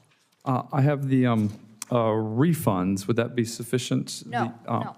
I'm asking, if you don't have it today, if you'd get that for us. What we're really trying to understand here, you can imagine if you're in any kind of oversight of this, you really want to know how many people really had their tickets canceled. And then you want to know how many people you really did refund. So until you know that, you don't really know the answer. You know how many people submitted something, but what we really want to know is how many tickets actually were canceled that didn't fly. So if we could get that information from you, that would be helpful. Certainly. Thank you. Okay, so I thank all of our witnesses for today. We will have the record remain open for 4 weeks until March 9th, 2023. Any senators wishing to submit questions for the record, do so in the 2 weeks from now until February 23rd, and we ask the witnesses to be able to return that information to the committee by March 9th, 2023. And that concludes today's hearing. Thank you all very much.